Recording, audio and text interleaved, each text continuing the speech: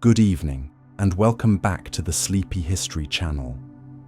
Tonight, we're not just reading history, we're peering through the veils of time into a realm where romance met survival and where desire was bound by duty. We're exploring the enigmatic world of medieval love and courtship, an age where affection was restricted by class, religion, and the iron laws of feudal life. I want to extend a warm greeting to you, dear listener. Whether you are curled up beneath your blanket, eyes growing heavy, or simply seeking a moment of peace before sleep, I'm truly grateful that you've chosen to share this quiet hour with me. If you feel like sharing, let me know where in the world you're listening from, or what time of day it is for you right now. For now, get cozy, settle in, and let the whispers of medieval Europe carry you away. Our journey begins in a time when love was a transaction, passion was perilous, and marriage was rarely about choice. Now let's begin.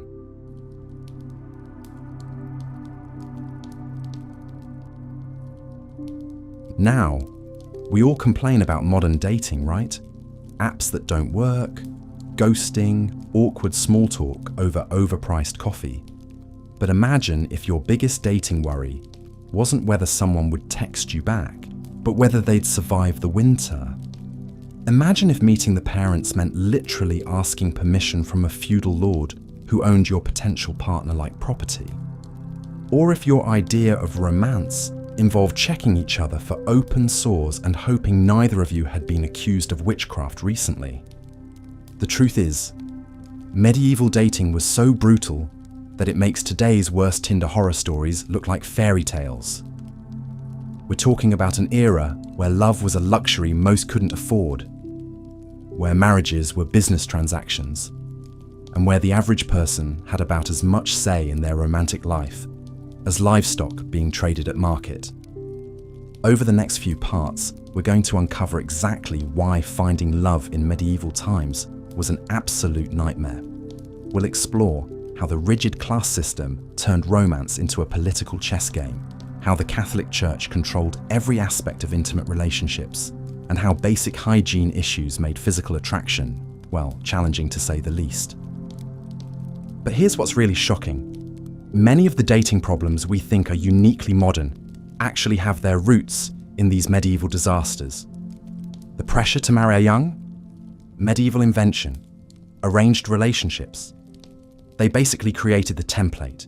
Even the idea that romance should be this dramatic, tortured experience comes straight from medieval courtly love traditions that were designed to be impossible to fulfill. First, let's talk about something that would make modern dating apps seem like paradise. The complete and utter lack of choice that defined medieval romance.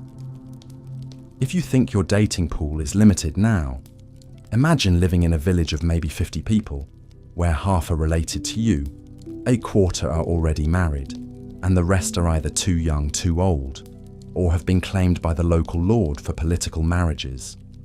In medieval society, your romantic options weren't determined by compatibility, shared interests, or even basic attraction. They were determined by your social class, your family's financial situation, and often by people who had never even met you. The idea of dating around, getting to know different people, or heaven forbid, marrying for love, that was not just rare, it was considered dangerous and potentially heretical. For peasants, which made up about 90% of the population, romance was essentially a luxury they couldn't afford.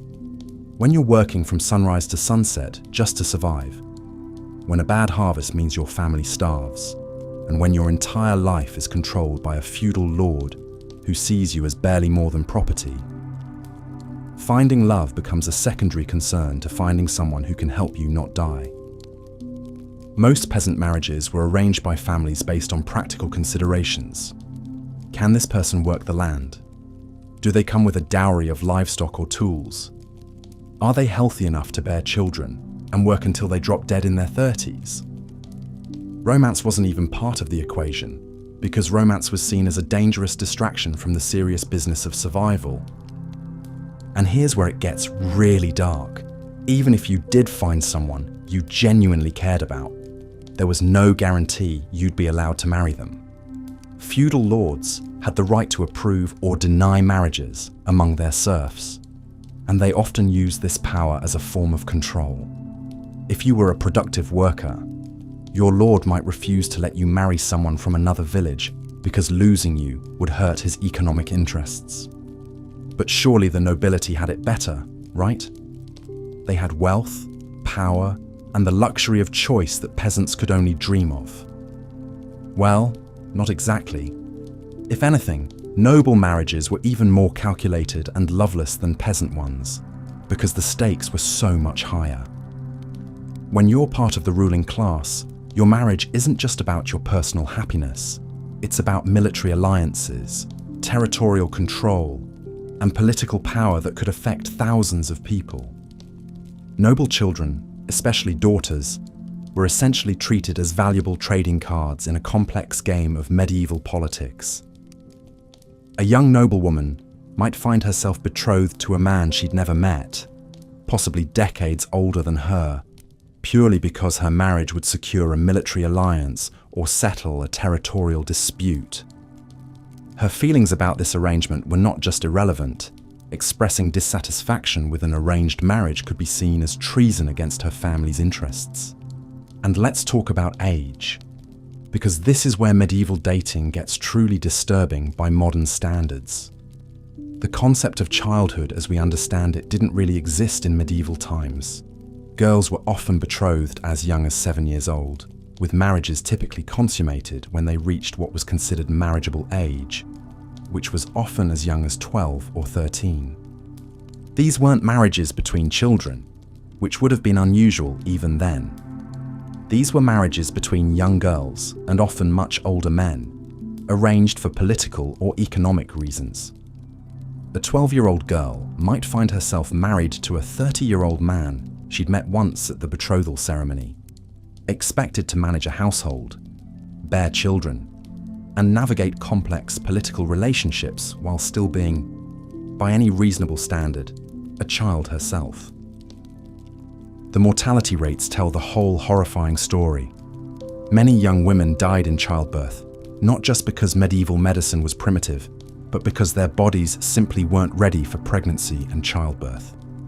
The pressure to produce male heirs meant that surviving a first pregnancy was often followed immediately by attempts at a second, then a third, until either a son was born or the woman died trying. For men, the situation wasn't much better, just different. Young noble men might have slightly more freedom in their romantic choices, but they were still expected to marry for political advantage rather than personal preference. And if they were younger sons with no inheritance prospects, they might be forced into the church, whether they had a religious calling or not, effectively removing them from the marriage market entirely. But here's what makes this even more twisted. The medieval period actually invented the concept of romantic love that still tortures us today. The tradition of courtly love, popularized by troubadours and poets, created this idealized vision of romance that was deliberately designed to be impossible to achieve. Courtly love typically involved a knight falling desperately in love with a married noblewoman, then spending years performing increasingly elaborate acts of devotion while never actually consummating the relationship. This wasn't just entertainment, it was a social safety valve that allowed people to fantasize about passionate romance while maintaining the rigid marriage structures that kept society stable. The problem is, this tradition created the idea that true love should be tortured, impossible, and preferably tragic.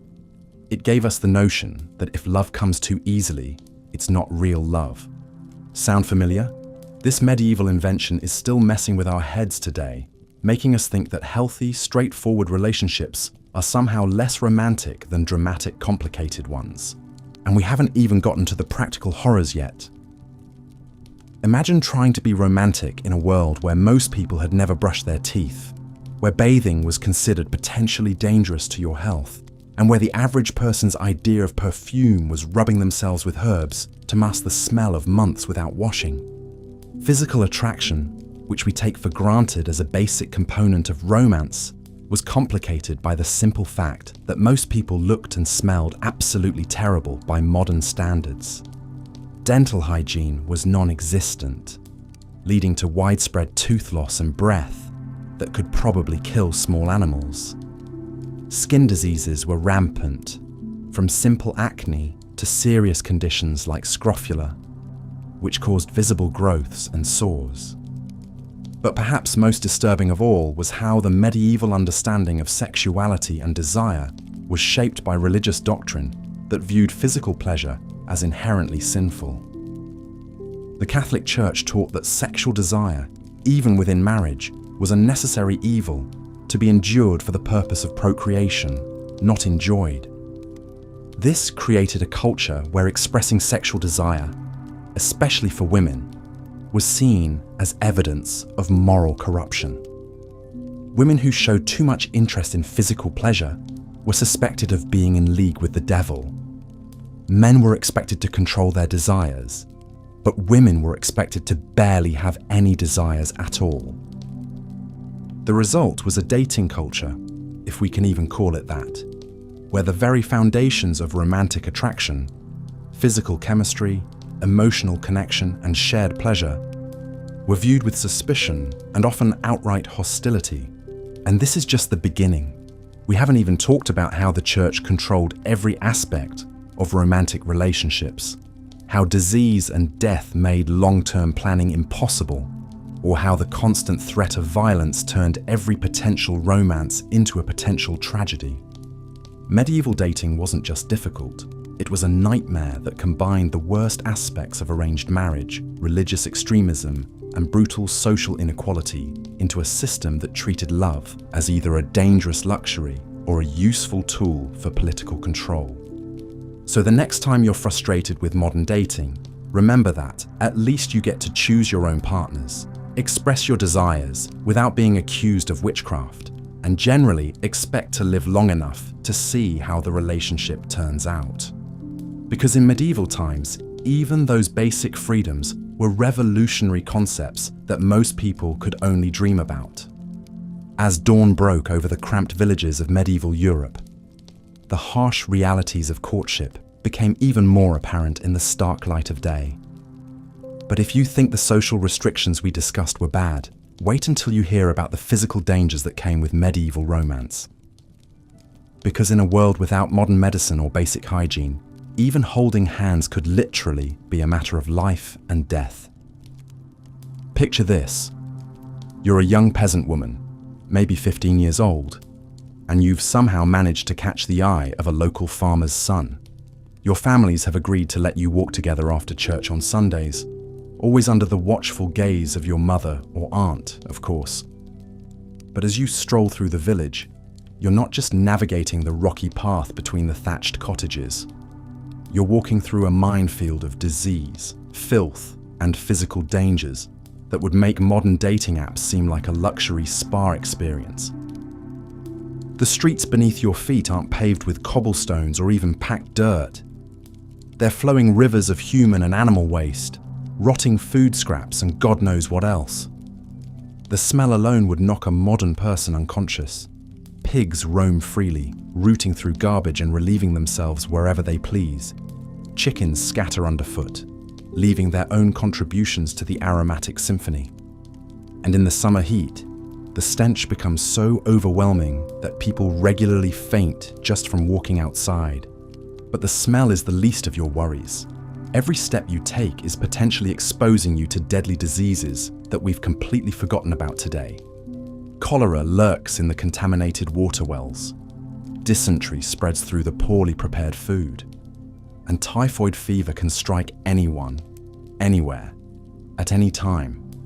The Black Death might have been the most famous killer of the medieval period, but it was just one player in a whole orchestra of diseases that could end your romantic dreams permanently.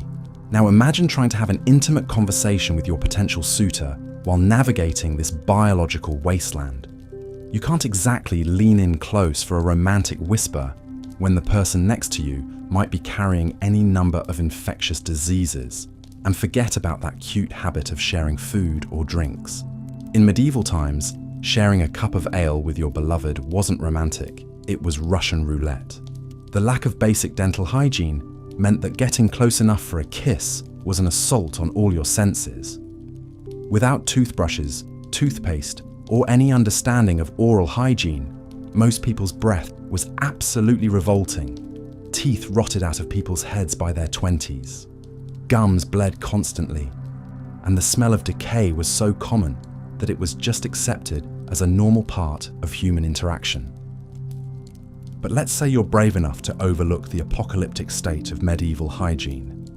Let's say you found someone whose company you genuinely enjoy, despite the fact that they smell like a combination of barnyard animals and rotting vegetables. You still have to contend with the physical dangers that lurked around every corner. Medieval towns and villages were not built with safety in mind. Buildings collapsed regularly because construction standards were basically non-existent. Fire was a constant threat because everything was made of wood and thatch, and people cooked over open flames inside their homes.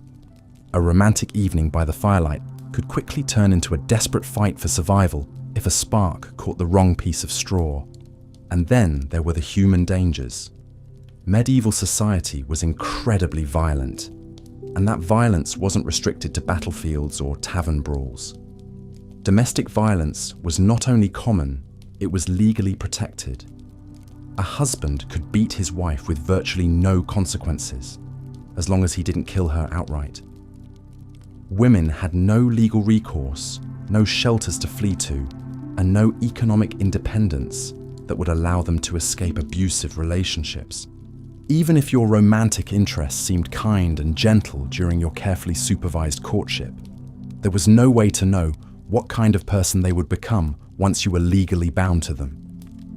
Marriage was a permanent contract with no escape clause, and many women discovered too late that their husbands were violent, cruel, or simply indifferent to their well-being.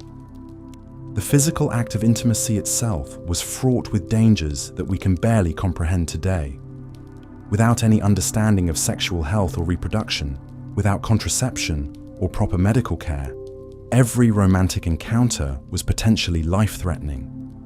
Sexually transmitted diseases ran rampant through medieval populations, causing everything from painful sores to madness to death.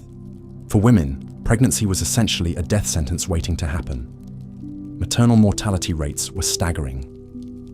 It's estimated that between 1 in 10 and 1 in 4 women died in childbirth, and those who survived often suffered from complications that plagued them for the rest of their lives.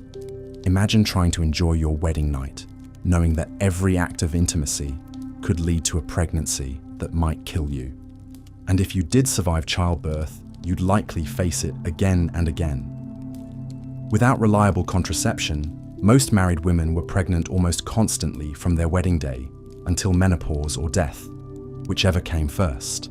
The average medieval woman who survived to adulthood could expect to give birth to 6 or 7 children, though many of those children wouldn't survive their first year. The infant mortality rate was so high that parents often didn't even name their children until they were several months old, because the chances of the baby dying were simply too great to risk the emotional attachment. Imagine the psychological toll of losing child after child, of never knowing if this pregnancy would be the one that killed you, of watching your body break down from the constant cycle of pregnancy and childbirth. But even if you managed to navigate all these physical dangers, even if you found a partner who was kind and gentle, even if you survived multiple pregnancies and childbirth, you still had to contend with the simple, brutal fact that life in medieval times was short and unpredictable. The average life expectancy was somewhere between 30 and 40 years old.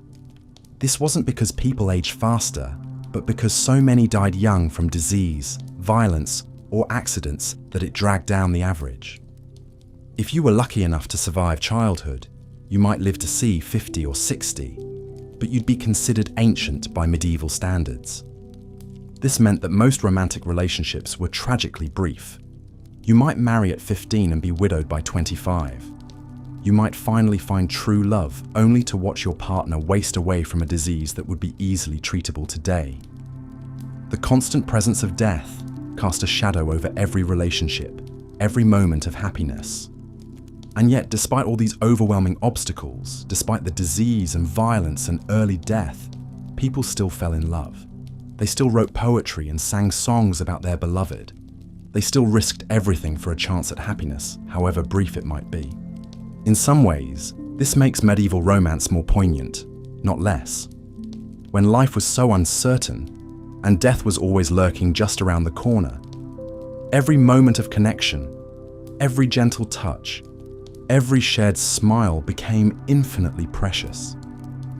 People didn't have the luxury of taking love for granted because they knew how quickly it could be snatched away. But it also meant that romantic relationships were often desperate and intense in ways that we might find uncomfortable today. When you might only have a few years together, when pregnancy could be a death sentence, when disease could strike at any moment, love became a high-stakes gamble with everything on the line. The physical dangers of medieval dating weren't just inconveniences or minor health risks. They were existential threats that shaped every aspect of how people approached romance and relationships. The very act of falling in love was an act of incredible courage in the face of overwhelming odds. As we continue our journey through the nightmare of medieval dating, we'll explore how these physical dangers combined with social restrictions and economic realities to create a system of courtship that was unlike anything we can imagine today. Because if you think dodging diseases and death was challenging, wait until you hear about the economic factors that could make or break a medieval romance before it even began.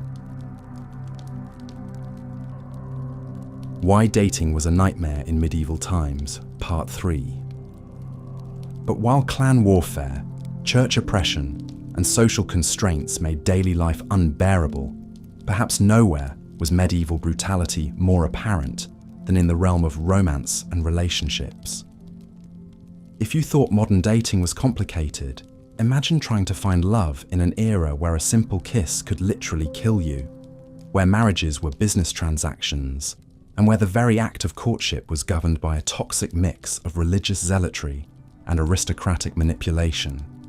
The medieval approach to love and marriage was so fundamentally twisted that it would make even the most dysfunctional modern relationship look like a fairy tale. This wasn't just about arranged marriages or lack of choice. This was a systematic destruction of human intimacy, wrapped in the false promise of chivalric romance and divine blessing. Let's start with the most basic element of any romantic relationship: physical attraction and intimacy. In medieval times, even the slightest physical contact between unmarried individuals was considered a grave sin that could damn your soul for eternity. The Catholic Church had turned human sexuality into something so shameful and terrifying that people genuinely believed a passionate kiss might send them straight to hell. But it wasn't just religious guilt that made physical intimacy dangerous. It was literally life-threatening. Without any understanding of hygiene or disease transmission, intimate contact was a game of Russian roulette. Sexually transmitted diseases ran rampant through medieval society, and there was no treatment, no cure, and often no understanding of how these ailments spread. Syphilis, which arrived in Europe during the late medieval period, was particularly devastating. The disease would eat away at people's faces, leaving them hideously disfigured before driving them insane and ultimately killing them. Imagine trying to build a romantic relationship when physical intimacy carried the very real risk of a slow, agonizing death. For women, the dangers were even more extreme. Pregnancy was essentially a death sentence that you might survive. Maternal mortality rates were astronomical, with some estimates suggesting that 1 in 3 women died during childbirth. This wasn't just about lack of medical knowledge. Medieval society actively made pregnancy more dangerous through their beliefs and practices. Medieval medical texts claimed that women were essentially defective men, with bodies that were cold and wet rather than hot and dry. This fundamental misunderstanding of female anatomy meant that medical treatments for pregnant women were often harmful or deadly. Physicians might prescribe bloodletting to balance the humours, or recommend herbs that were actually toxic to developing fetuses. The church made things worse by teaching that the pain of childbirth was God's punishment for Eve's original sin. This meant that attempts to ease labour pain were considered blasphemous. Women were expected to suffer in agony as a form of divine penance, and any attempt to reduce their pain was seen as interfering with God's will. But let's say you survived courtship, avoided disease, and made it through pregnancy alive. The actual structure of medieval marriage was designed to crush any possibility of genuine love or partnership. Marriage wasn't about two people choosing each other. It was a business transaction between families, with the bride as the commodity being traded. Fathers would negotiate bride prices and dowries like they were selling livestock. The bride herself had no say in the matter. She might meet her husband for the first time on her wedding day, or worse, she might be married to a man she found repulsive or terrifying. Her feelings, her desires, her hopes for the future were completely irrelevant. The age at which these marriage negotiations began was particularly horrifying. Girls as young as 7 years old could be betrothed, and marriages were often consummated when the bride reached 12 or 13. These weren't marriages between children and other children. These were often arrangements between young girls and much older men, sometimes men old enough to be their grandfathers. Consider the case of Margaret Beaufort, who was married for the first time at age 6. She was widowed at age 7, remarried at age 9, and gave birth to her only child, the future King Henry VII, when she was just 13 years old. The traumatic birth left her unable to have more children and caused lifelong health problems. This wasn't unusual. This was the normal experience for noble women. For peasant women, the situation was different, but no less awful. While they might have slightly more say in their marriages, their options were still severely limited by economic necessity and social pressure. A peasant woman who remained unmarried was essentially condemned to a life of poverty and vulnerability. She had no legal rights, no means of supporting herself, and no protection from violence or exploitation. The economic realities of medieval life meant that marriages were primarily about survival rather than love. Families needed to pool resources to have any hope of making it through famines, diseases, and the constant threat of violence. Romance was a luxury that most people simply couldn't afford. Even among the nobility, where there was theoretically more freedom and resources, the political implications of marriage made genuine love nearly impossible. Noble marriages were diplomatic alliances designed to secure territory, forge military partnerships, or end conflicts between warring families. The personal happiness of the bride and groom was irrelevant compared to these larger political considerations. This led to the bizarre medieval concept of courtly love, which was essentially a systematic romanticization of adultery. Since marriages were political arrangements rather than love matches, the only way to experience passionate romance was through affairs. Courtly love literature celebrated these extramarital relationships, creating an entire culture that worshipped forbidden love while simultaneously condemning it. The stories of courtly love were filled with impossible, tragic romances. Knights would pledge their eternal devotion to married ladies, pine away for love they could never have, and perform great deeds in honor of women they could never touch. These weren't stories about healthy relationships. These were fantasies about the very impossibility of love in medieval society. Take the story of Lancelot and Guinevere, which became one of the most famous examples of courtly love. Lancelot, the greatest knight of the Round Table, falls desperately in love with Queen Guinevere, who is married to his lord and friend, King Arthur. Their love is presented as noble and pure, precisely because it can never be consummated without destroying everything they both hold dear. the story ends in tragedy, with their forbidden love ultimately leading to the downfall of Camelot itself. These stories weren't just entertainment. They were a reflection of the fundamental impossibility of combining love and marriage in medieval society. The very concept of romantic love was associated with tragedy, impossibility, and destruction. Love was something that happened outside of marriage, and marriage was something that happened without love. The Church's teachings about sexuality made this situation even worse. Medieval Christianity had a deeply conflicted relationship with human sexuality. On one hand, marriage was considered a sacrament blessed by God. On the other hand, sexual desire was seen as inherently sinful, even within marriage. Church doctrine taught that the only acceptable reason for marital sex was procreation. Any sexual activity that was done for pleasure, even between married couples, was considered sinful. This meant that even the most legitimate, church-sanctioned relationships were poisoned by guilt and shame around physical intimacy. Medieval penitential manuals, which provided guidelines for confessors, contained incredibly detailed lists of sexual sins and their appropriate punishments. These texts reveal an obsession with controlling and regulating every aspect of human sexuality. Married couples were told exactly which sexual positions were acceptable, which days of the week they could have sex, and how they should feel about it.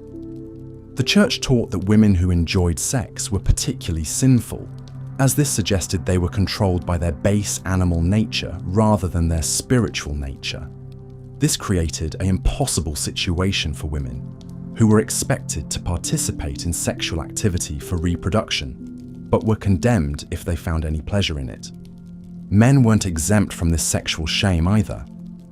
Medieval Christianity promoted the idea that truly holy men should be celibate, like priests and monks. This meant that even married men were seen as spiritually inferior to those who had renounced sexual activity entirely. Marriage was presented as a kind of spiritual compromise for those who were too weak to achieve true holiness. This toxic approach to sexuality had devastating effects on medieval relationships. Couples were taught to approach physical intimacy with shame and guilt rather than joy and connection. The Church's obsession with sexual purity created a culture where natural human desires were seen as evidence of moral failure. The legal status of women in medieval society made genuine partnership between spouses virtually impossible. Under medieval law, women were essentially property. First, they belonged to their fathers, then to their husbands. They couldn't own property, make contracts, or even appear in court without male representation. This legal framework meant that marriage wasn't a partnership between equals. It was a transfer of ownership. A woman's role was to be obedient to her husband, produce heirs, and manage the household. Her own thoughts, feelings, and desires were legally irrelevant. Medieval marriage ceremonies reflected this property-based understanding of the relationship. The bride's father would literally hand her over to the groom, symbolically transferring ownership. The bride herself often had no speaking role in the ceremony. She was present as the object being transferred, not as an active participant in creating a new relationship. The concept of marital rape didn't exist in medieval law, because wives were considered to have given permanent consent to sexual activity when they married.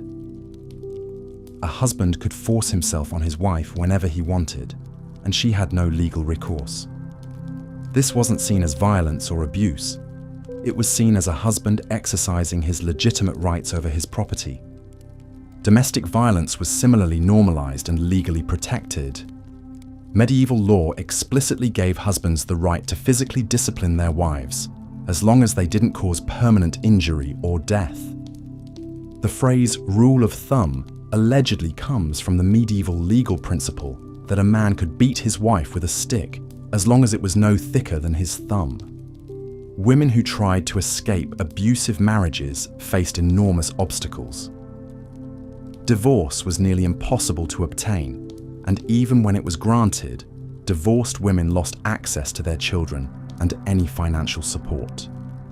A woman who left her husband was essentially choosing homelessness and destitution over abuse. The few options available to women who wanted to escape marriage were themselves problematic. Becoming a nun was one alternative, but this required a substantial dowry and meant giving up any possibility of romantic love or motherhood. Some women chose to become anchoresses, walling themselves up in tiny cells attached to churches and spending the rest of their lives in prayer and isolation. For peasant women, even these limited options weren't available. They couldn't afford the dowries required to enter convents, and they couldn't survive without the economic protection that marriage provided. They were trapped in a system that offered them no real choices and no escape from relationships that might be violent, loveless, or both. The medical understanding of love and attraction in medieval times was equally horrifying. Medieval physicians believed that love was essentially a form of mental illness. They called it lovesickness or heroic love, and they treated it as a dangerous medical condition that needed to be cured. According to medieval medical theory, falling in love caused an imbalance in the body's humors, leading to symptoms like loss of appetite, sleeplessness, and obsessive thoughts about the beloved. Physicians prescribed treatments that included bloodletting, purging, and even surgery to cure patients of their romantic feelings. Some medical texts suggested that lovesickness was caused by looking too intensely at an attractive person, allowing their image to become lodged in the lover's brain like a physical object. The recommended treatment was to avoid the beloved entirely and focus the mind on other things, essentially treating love like an addiction that needed to be overcome. This medicalization of romantic feelings meant that even the experience of falling in love was pathologized and treated as a problem to be solved rather than an emotion to be celebrated. Young people who showed signs of romantic attachment were often subjected to medical interventions designed to cure them of their feelings. The economic realities of medieval life created additional obstacles to romantic relationships. For most people, simply surviving was a full-time occupation that left little time or energy for courtship. Peasants worked from dawn to dusk just to produce enough food to stay alive. They couldn't afford the luxury of extended courtship rituals or romantic gestures. Even when peasants did marry for love, their relationships were constantly strained by the brutal realities of medieval life. Chronic hunger, disease, and the threat of violence created enormous stress on marriages. Couples might go months without adequate food, watching their children waste away from malnutrition while being powerless to help them. The high infant mortality rate meant that most couples would experience the death of multiple children. Some estimates suggest that up to half of all children died before reaching adulthood. This constant grief and loss created enormous emotional strain on marriages, as couples struggled to cope with repeated trauma while still trying to maintain their relationship. The seasonal nature of medieval agricultural life created additional stress on relationships. During harvest time, couples might work 18 hours a day for weeks on end, with no time for intimacy or connection. During winter, they might be trapped together in tiny, cold hovels with nothing to do but wait for spring, creating tension and conflict from forced proximity. For the nobility, the pressures were different, but equally destructive to romantic relationships. Noble marriages were constantly scrutinized for their political implications. Couples couldn't express affection publicly without it being interpreted as a political statement. A noble wife who appeared too happy with her husband might be seen as supporting his political faction, potentially making her a target for his enemies. The elaborate rituals of courtly life also created barriers to genuine intimacy. Noble couples were rarely alone together, surrounded constantly by servants, courtiers, and political advisors. Even their most private moments were subject to political interpretation and social scrutiny. The concept of romantic love, as we understand it today, simply didn't exist in medieval society. The idea that marriage should be based on mutual affection, shared interests, and emotional compatibility was completely foreign. Marriage was about duty, survival, and political alliance. Love, if it existed at all, was something that might develop after marriage, not something that should precede it. This doesn't mean that medieval people didn't experience deep emotions or form strong attachments. But these feelings were not considered a valid basis for major life decisions like marriage. Personal happiness was seen as less important than family honor, social stability, and religious duty. The literature of the period reflects this understanding of love as something dangerous and disruptive. In medieval stories, love typically leads to tragedy, madness, or death. Characters who follow their hearts rather than their duties are usually punished for their choices. The message was clear. Romantic love was a destructive force that should be suppressed in favor of more practical considerations. Even the rare examples of apparently happy medieval marriages were often built on foundations that would be considered problematic today. The famous love letters between Abelard and Eloise, for example, began when Abelard was Heloise's teacher and she was his teenage student. Their relationship involved significant power imbalances and age differences that would be considered inappropriate by modern standards. The medieval understanding of consent was also fundamentally different from modern concepts. The idea that both parties needed to freely and enthusiastically agree to sexual activity was not recognized. Women were expected to submit to their husbands' desires regardless of their own feelings. Men were taught that women's protests were often insincere and that persistence was a virtue. This created a culture where sexual coercion was normalized and even romanticized. Medieval literature is filled with stories of men who win women through persistence, trickery, or force. These stories were presented as romantic rather than disturbing, reflecting a society that didn't recognize women's right to sexual autonomy. The religious framework surrounding marriage also created impossible expectations for medieval couples. Marriage was supposed to be a sacred bond that reflected the relationship between Christ and the Church.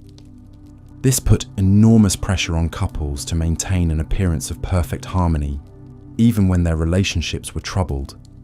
At the same time, the Church taught that earthly relationships were inherently inferior to spiritual ones. Married couples were told that their love for each other should always be secondary to their love for God. This created a built-in hierarchy that undermined the foundation of their relationships. The Church's emphasis on the afterlife also affected how people approached their marriages. Since earthly life was seen as temporary and relatively unimportant compared to eternal salvation, there was less incentive to work on improving relationships or resolving conflicts. Suffering in marriage was often seen as spiritually beneficial, a form of penance that would be rewarded in heaven. Medieval society's obsession with social hierarchy created additional barriers to romantic relationships.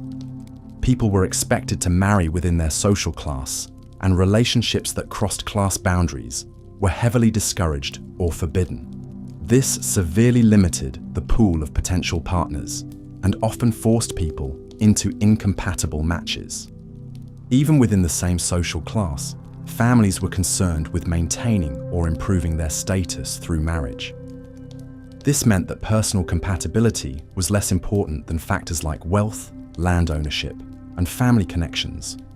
A couple might be perfectly suited to each other emotionally but forbidden to marry because their union wouldn't advance their family's interests.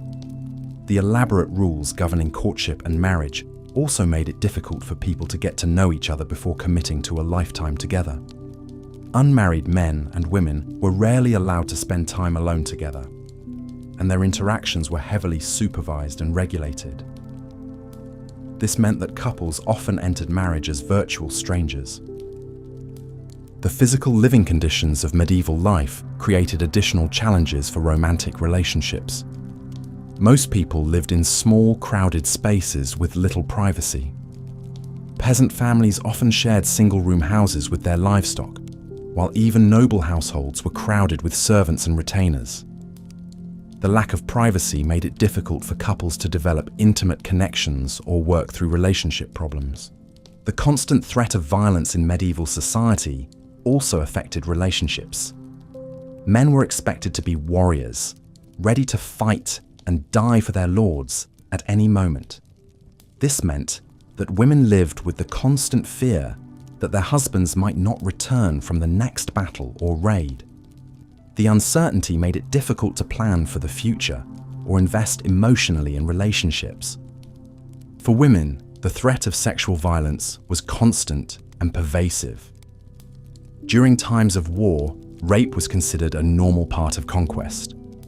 Even during peacetime, women had little protection from sexual assault, especially if they were from lower social classes. This created a culture of fear that made it difficult for women to feel safe in their relationships with men. The medieval legal system provided little recourse for victims of domestic violence or sexual assault. Women who accused men of rape were often not believed, and even when they were, the punishments were usually light. The legal system was designed to protect male authority and property rights, rather than individual safety or well-being.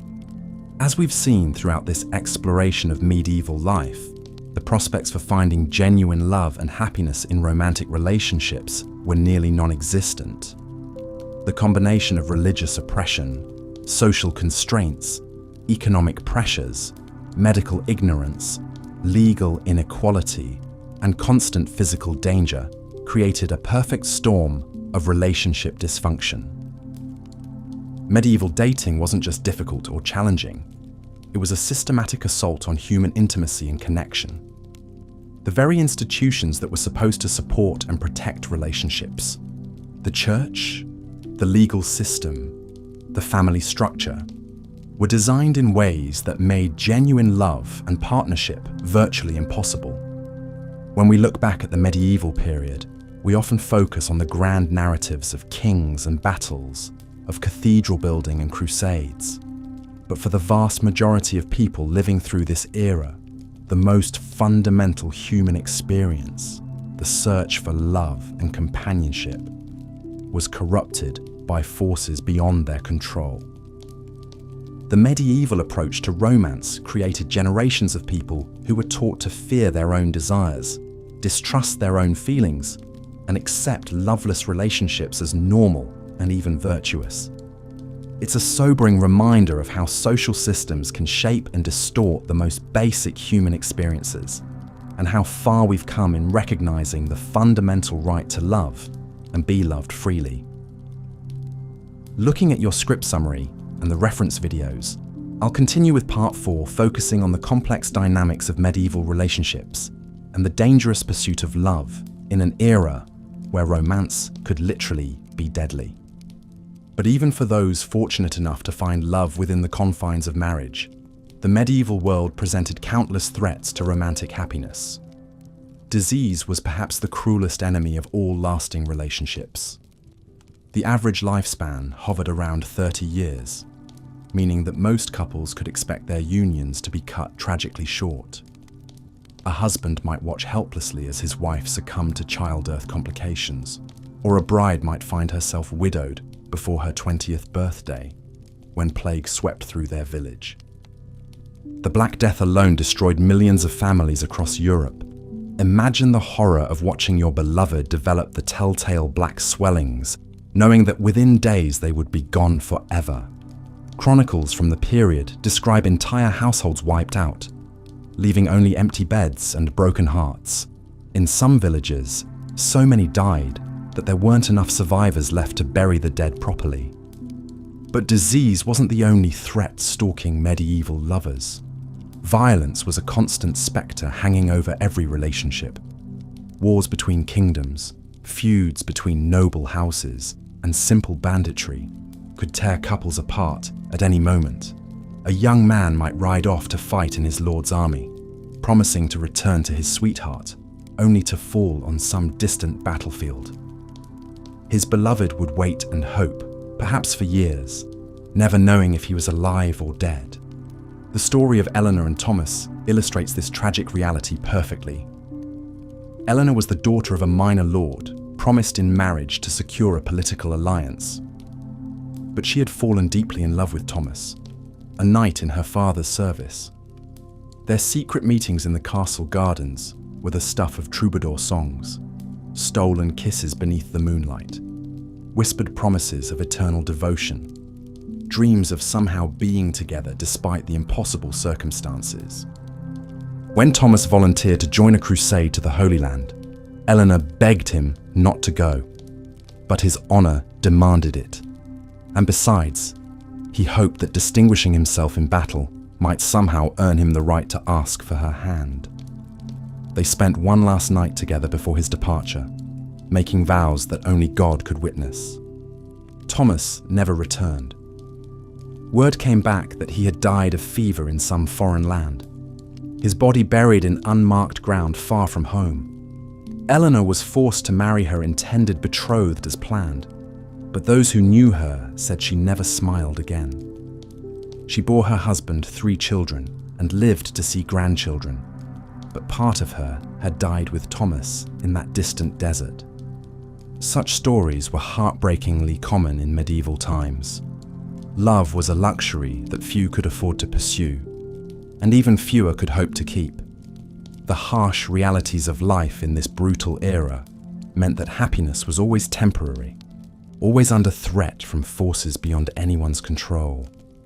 For the peasant classes, the situation was even more dire. A farmer's wife might lose her husband to accident, disease, or simple exhaustion from backbreaking labor. Without his protection and income, she would face destitution unless she could quickly remarry. But finding a new husband while caring for young children was no easy task. Many widows were forced to beg, steal, or sell themselves just to survive. The church offered little comfort to those suffering from broken hearts. In fact, religious doctrine taught that earthly love was a distraction from divine devotion. Priests preached that too much affection for one's spouse could damn the soul, as it took attention away from proper worship of God. Marriages were meant to be partnerships for survival and procreation, not unions of passion and romance. This created a terrible paradox for medieval couples. The very emotions that made life bearable, love, desire, joy in each other's company, were considered spiritually dangerous. Husbands and wives were expected to care for each other, but not too much. They could find comfort in companionship, but passionate love was seen as a sin that needed to be confessed and atoned for. The troubadour tradition of courtly love only made things worse for actual married couples. These elaborate fantasies of noble knights wooing unattainable ladies created impossible standards for real relationships. How could an exhausted farmer, competing with ploughing fields, measure up to the romantic ideals sung about in great halls? How could his wife, worn down by childbirth and endless labor, feel beautiful when compared to the ethereal maidens of poetry? The gap between romantic fantasy and harsh reality was enormous. While minstrels sang of eternal devotion and pure love, actual couples struggled just to keep their families fed and alive. Romance was a privilege of the wealthy and idle, not something ordinary people could afford to indulge in. Even physical intimacy was fraught with danger and shame. The church taught that sexual desire, even between married couples, was inherently sinful. Intercourse was only permissible for procreation, and even then, it should be approached with reluctance and minimal pleasure. Couples were forbidden from intimacy during Lent, Advent, feast days, fast days, Sundays, Wednesdays, Fridays, and Saturdays. When you calculated all the prohibited times, married couples were only supposed to be intimate for about 40 days per year. But perhaps most tragically of all, the constant threat of death meant that opening one's heart to love also meant accepting inevitable, devastating loss. In a world where children regularly died before their 5th birthday, where plague could strike without warning, where violence lurked around every corner, loving someone deeply was an act of extraordinary courage. Medieval people learned to guard their hearts out of necessity. Getting too attached to anyone, spouse, child, parent, friend, was a recipe for unbearable grief. Yet somehow, despite all these obstacles and dangers, love persisted. People continued to fall for each other, to risk everything for stolen moments of happiness, to build lives together, knowing how fragile and temporary they might be. The letters and poems that survive from this period reveal the same longing, passion, and heartbreak that humans have always experienced. A merchant writing to his wife during a long journey, a mother mourning a child lost to fever, a young couple planning their future together. Their words echo across the centuries, reminding us that beneath all the harsh realities of medieval life beat hearts that loved just as deeply as our own. As we reflect on these long-ago lovers, separated by death, duty, and circumstance, we can appreciate how fortunate we are to live in an age where love has a real chance to flourish, where medical care can extend our time together, where communication can bridge any distance, where we're free to choose our own partners and follow our hearts. The medieval world was indeed a nightmare for those seeking love, but their courage in loving anyway, despite impossible odds, perhaps makes their stories all the more beautiful and heartbreaking. Looking at the reference materials and your script summary, I'll continue the medieval dating narrative with part 5, focusing on the brutal realities of courtship and marriage in this harsh era. Yet even as love struggled to survive amid such brutality, the very act of courtship itself presented dangers that modern romantics could scarcely imagine. For in medieval times, the simple pursuit of affection could lead to violence, scandal, or even death. Consider the treacherous world of medieval matchmaking, where marriages were arranged like military alliances, and courtship was a battlefield of competing interests. Young men seeking a bride faced not just the challenge of winning a woman's heart, but navigating a labyrinth of family politics that could turn deadly at a moment's notice. A poorly chosen romantic gesture or an unauthorized advance could spark blood feuds that lasted generations. The story of Thomas d'Ashby illustrates these perils perfectly. A miner knight's son in 14th century England, Thomas fell deeply in love with Margaret, the daughter of a rival family. Their secret courtship seemed innocent enough. Stolen glances across the manor hall, whispered conversations in shadowed alcoves, the exchange of small tokens of affection. But when Margaret's father discovered their romance, he flew into a murderous rage. To him, his daughter's heart was not her own to give, but a valuable commodity to be traded for political advantage.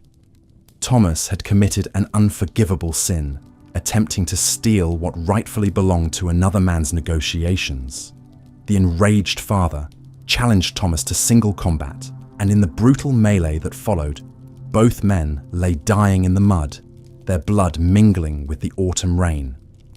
Margaret, the object of their affection, was married off within the month to a man 3 times her age, her own desires as irrelevant as morning mist. Such tragedies were commonplace in an era where love was viewed as a dangerous disruption to carefully laid plans. Young people learned early that their hearts were not their own, that romantic feelings were luxuries the practical world could not afford. The very language of medieval courtship reflected this harsh reality. A man did not woo a woman, he negotiated for her. Parents did not consider their children's happiness, they calculated dowries and bloodlines.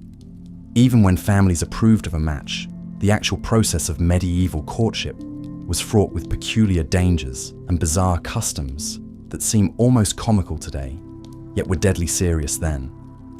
Take the practice of bundling, common in colder regions, where courting couples were encouraged to share a bed while fully clothed, sometimes with a wooden board placed between them. The theory was that this allowed intimate conversation while preserving virtue, but in practice, it led to countless scandals, unwanted pregnancies, and shotgun weddings that began in resentment rather than love. The medieval obsession with virginity created its own nightmarish complications for young lovers. Women lived under constant surveillance, their every move scrutinized for signs of impropriety. A simple conversation with a man could ruin a woman's reputation forever, while actual physical intimacy before marriage could result in public shaming, exile, or worse. The pressure was so intense that some women resorted to dangerous herbal concoctions or primitive surgical procedures to fake their virginity on their wedding night, risking death from infection or poisoning. Men faced their own brutal expectations. They were required to prove their worthiness through displays of martial prowess that often ended in crippling injury or death. Tournaments, supposedly chivalrous affairs, were in reality blood-soaked spectacles where young knights died trying to impress their beloveds. The romantic ideal of the knight-errant, wandering the land in search of adventure to prove his love, was built on a foundation of very real corpses. The economic realities of medieval marriage added another layer of cruelty to romantic pursuits. Love matches were seen as selfish indulgences that weakened family fortunes and destabilized social order. A peasant who married for love might find himself cast out by his lord, left to starve with his beloved. A noble who defied his family's wishes could be disinherited, stripped of lands and title, reduced to beggary overnight. The church, supposedly the guardian of marriage as a sacred institution, often made courtship even more treacherous with its labyrinthine rules about who could marry whom. Complex laws governing blood relations meant that couples might discover, sometimes years into their relationship, that they were too closely related to wed. The dispensations required to overcome such obstacles were expensive and time-consuming, available only to the wealthy and well-connected. Religious festivals, ostensibly times of joy and celebration, became hunting grounds for predatory men seeking to exploit the temporary relaxation of social boundaries. Young women attending church gatherings or village fairs faced constant threats of assault or abduction. Many families kept their daughters virtually imprisoned during such events, viewing the risk of social interaction as simply too great. Even successful courtships that led to approved marriages were shadowed by the grim statistics of medieval life. The bride and groom exchanging vows could reasonably expect that one of them would be dead within a decade, victim of disease, childbirth complications, or violence. Wedding celebrations had an undertone of desperate urgency, as if the participants knew they were racing against time itself. The wedding night, supposedly the culmination of courtship, was often a traumatic ordeal, especially for young brides who might be completely ignorant of what awaited them. In an age without effective contraception, pregnancy was almost inevitable, and with it came a terrifying mortality rate. For many women, marriage was quite literally a death sentence, delivered with flowers and music. Those who survived the early years of marriage found that medieval domestic life offered little respite from danger. Domestic violence was not just tolerated, but legally sanctioned. Husbands had the right to chastise their wives with physical force, and the line between discipline and abuse was drawn by the husband alone. Women who complained too loudly about their treatment might find themselves accused of witchcraft or adultery, charges that could result in execution. The isolation of medieval households meant that abused spouses had little recourse and nowhere to flee. Extended family members were often more concerned with maintaining family honor than protecting vulnerable relatives. The church preached submission and endurance, offering the cold comfort that suffering in this life would be rewarded in the next. Children born of these troubled unions faced their own romantic doom. Raised in households where love was rare and violence common, they learned early that relationships were about power and survival rather than affection and companionship. The cycle of loveless, brutal marriages perpetuated itself generation after generation, creating a society where genuine intimacy was almost impossible to achieve. Yet perhaps most tragically of all, there were those who did find true love in this harsh world, only to watch helplessly as circumstances beyond their control tore them apart. Star-crossed lovers separated by war, plague, or family feuds became the stuff of legend, precisely because their stories resonated with so many who had experienced similar heartbreak. The literature of the period is filled with tales of lovers who chose death rather than separation, Romeo and Juliet being merely the most famous example of a theme that appeared countless times in medieval romance. These stories spoke to a deep human longing for connection that even the brutal realities of medieval life could not entirely extinguish. As we reflect on this catalogue of romantic horrors, it becomes clear that dating was indeed a nightmare in medieval times. A dangerous game played with hearts and lives in a world that offered little protection for the vulnerable and even less tolerance for the inconvenient demands of love. The next time we complain about the complexities of modern romance, perhaps we should spare a thought for our ancestors, who faced not just broken hearts, but broken bones, exile and death in their pursuit of human connection. Why dating was a nightmare in medieval times. Part 6. Now, if you thought the rigid marriage arrangements and brutal customs we've explored were the worst of medieval romance, we're about to delve into something even more disturbing. Because beyond the social restrictions and political machinations lay a web of superstitions, religious hysteria, and paranormal beliefs that turned the simple act of falling in love into a potential death sentence. In the flickering candlelight of a medieval cottage, a young woman named Isabel carefully braided herbs into her hair, whispering ancient words her grandmother had taught her.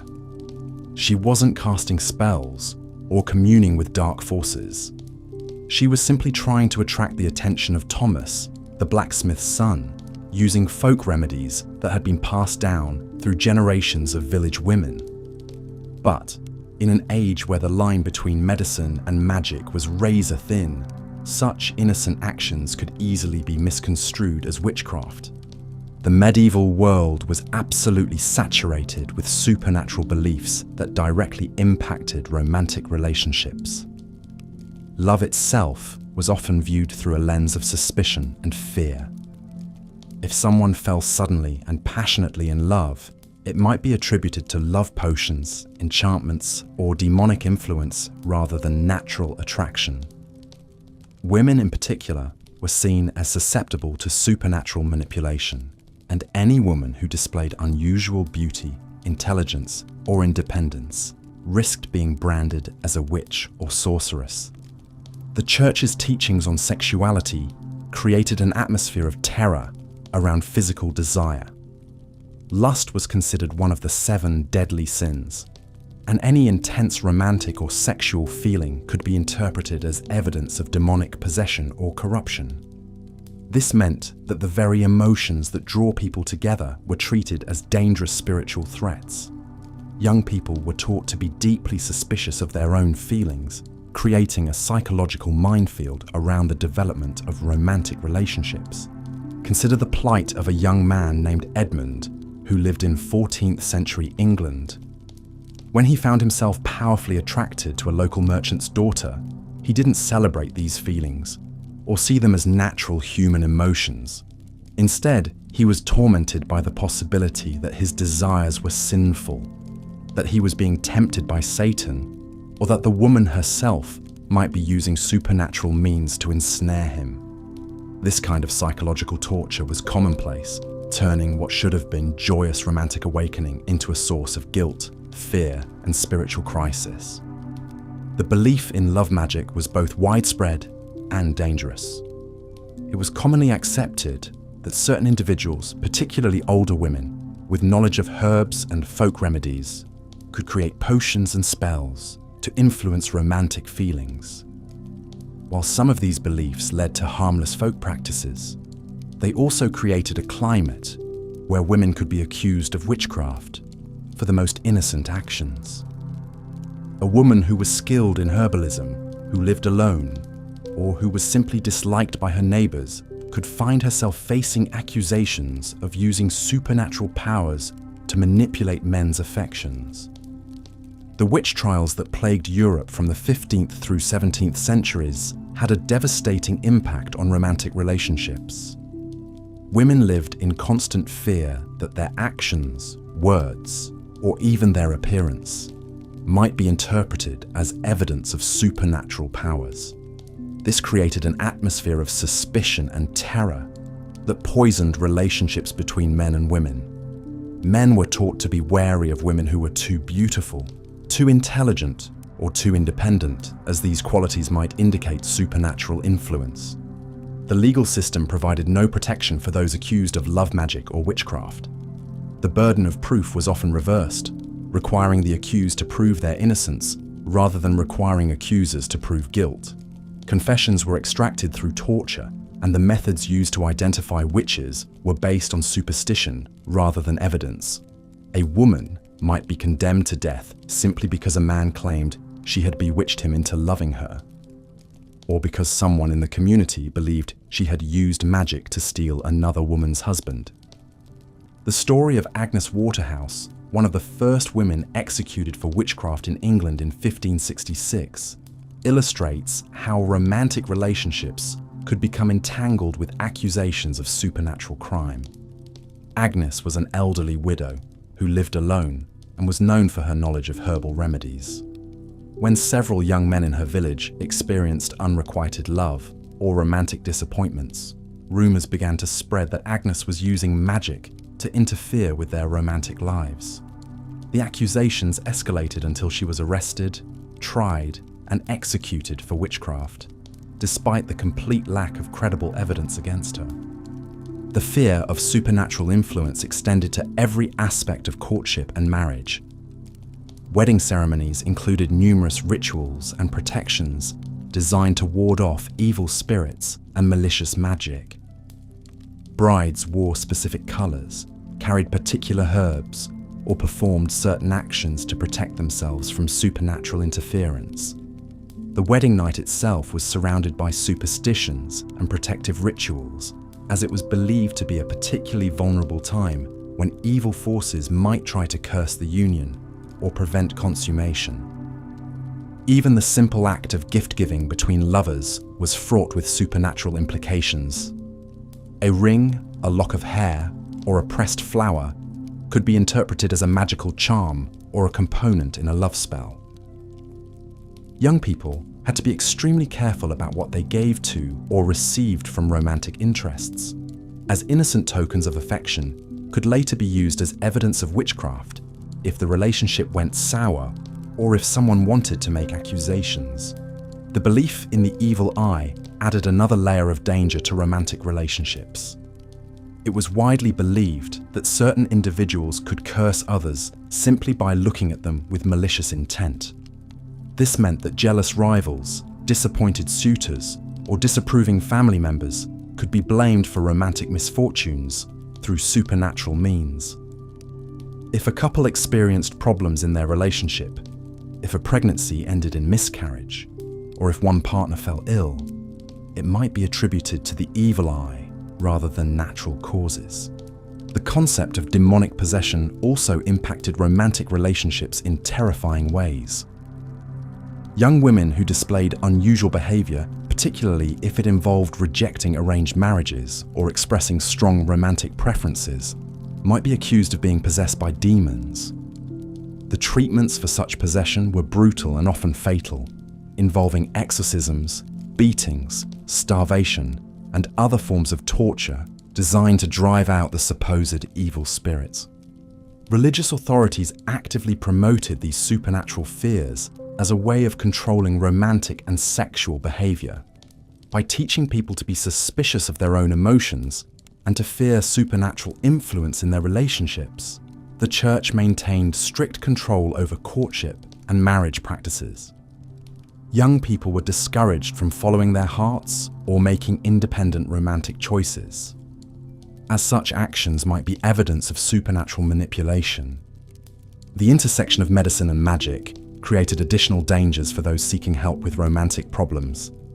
Herbalists, midwives, and folk healers who provided remedies for lovesickness, infertility, or other romantic difficulties were particularly vulnerable to accusations of witchcraft. Even physicians and learned men could find themselves accused of using supernatural means if their treatments were too successful or if they were associated with romantic scandals. The psychological impact of living under such superstitious terror cannot be overstated. Young people grew up believing that their most natural and fundamental emotions were potentially dangerous, that expressions of love might be evidence of supernatural corruption, and that romantic relationships were constantly threatened by invisible malevolent forces. This created a culture of fear and suspicion that made genuine intimacy and trust nearly impossible to achieve. The documentation from medieval and early modern court records reveals the devastating human cost of these supernatural beliefs. Countless women were tortured and executed on charges related to love magic or romantic witchcraft. Families were torn apart by accusations and suspicions. Communities were divided by fear and paranoia. The very bonds that should have brought people together became sources of danger and terror.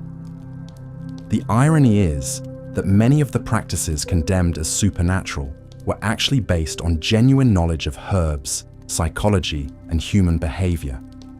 Women who understood how to use certain plants to improve health, who could read people's emotions and provide good advice, or who simply had the confidence to live independently, were often the ones accused of witchcraft.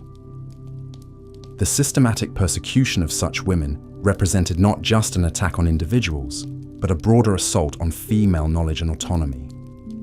The belief in supernatural influence also served as a convenient excuse for men who wanted to escape responsibility for their romantic choices. A man who abandoned his wife for another woman could claim he had been bewitched. A nobleman who broke an engagement could argue that he had been under supernatural influence. These accusations allowed men to avoid the social and legal consequences of their actions, while simultaneously destroying the lives of the women they blamed. The fear of love magic extended even to the highest levels of society. Royal marriages were surrounded by elaborate protective rituals, and court physicians were constantly on guard against supernatural threats to royal romantic relationships. Kings and queens employed specialists in counter magic to protect against romantic curses, and political enemies might be accused of using supernatural means to interfere with royal marriages or fertility. The artistic and literary culture of the medieval period both reflected and reinforced these supernatural fears. Stories of enchantresses, love potions, and magical seduction were extremely popular, but they also served to reinforce the idea that romantic relationships were inherently dangerous and potentially supernatural in nature. Young people absorbed these cultural messages, learning to view their own romantic experiences through a lens of suspicion and fear. The legal codes of medieval Europe reveal how thoroughly supernatural beliefs had penetrated the justice system. Laws against love magic were detailed and severe, with punishments ranging from fines and public humiliation to torture and execution. The fact that such laws existed and were regularly enforced demonstrates how seriously these supernatural threats were taken by medieval authorities. The economic impact of supernatural fears around romance was also significant. Families might spend considerable resources on protective charms, counter spells, and other supernatural defenses for their children's romantic relationships. The fear of magical interference could disrupt trade relationships, political alliances, and social connections, as people became suspicious of anyone who might have supernatural motivations for their romantic advice or interference. The geographic spread of these beliefs was remarkable, extending across all of Europe and beyond. While specific practices and beliefs varied from region to region, the underlying fear of supernatural influence in romantic relationships was virtually universal. This suggests that these beliefs served important social and psychological functions, even as they caused tremendous suffering and injustice. As we reflect on this dark chapter in the history of human relationships, we see how the combination of ignorance, fear, and social control created a perfect storm of terror around the most basic human emotions. The medieval period's supernatural beliefs about love and romance represent perhaps the most extreme example in human history of how society can turn the natural desire for connection and intimacy into a source of mortal danger. The legacy of these beliefs extended far beyond the medieval period, influencing attitudes toward women, sexuality, and romantic relationships for centuries to come. The witch trials of the early modern period, the persecution of women healers and midwives, and the broader cultural suspicion of female independence all had their roots in the medieval period's supernatural fears around romance and sexuality. In examining this aspect of medieval romantic life, we gain insight not just into the past, but into the ongoing human tendency to fear and demonize what we don't understand.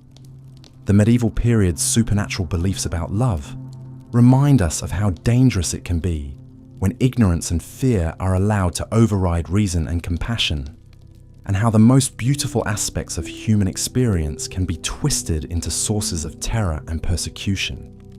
The young woman Isabel, with whom we began this exploration, might have lived her entire life in fear that her innocent attempts to attract love would be misinterpreted as witchcraft. In a world where even the most natural human desires were viewed with supernatural suspicion, the simple act of falling in love became not just a personal risk, but a potential death sentence. This represents perhaps the cruelest irony of medieval romantic life, that the very emotions that make us most human were treated as evidence of inhuman corruption. Here's part 7 of the Why Dating Was a Nightmare in Medieval Times script. But perhaps the cruelest twist of fate for medieval lovers was how death itself seemed to lurk around every romantic corner. In an age where life expectancy barely reached 30 for the common folk, finding love was often a race against time itself.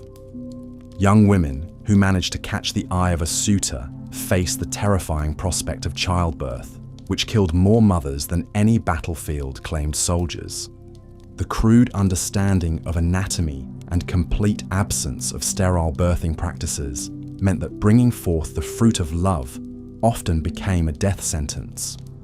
Consider the tragic tale of Marguerite de Montclair, a noblewoman whose story was recorded in the chronicles of 13th century France.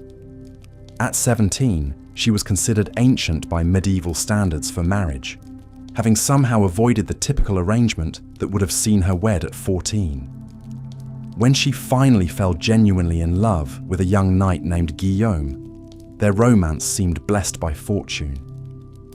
They exchanged secret letters written in the flowery language of courtly love, met in hidden alcoves of her father's castle, and dreamed of a life together that transcended the usual political machinations of noble marriage.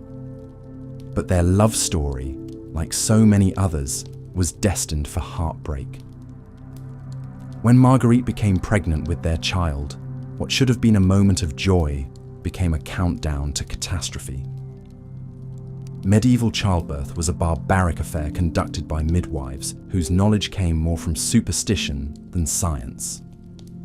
They believed that a difficult labor could be eased by hanging eagle stones around the mother's neck, or that placing a knife under the birthing bed would cut the pain. When complications arose, as they inevitably did, their solutions were often worse than the problems they tried to solve. Marguerite labored for 3 agonizing days, while Guillaume paced frantically outside her chamber door.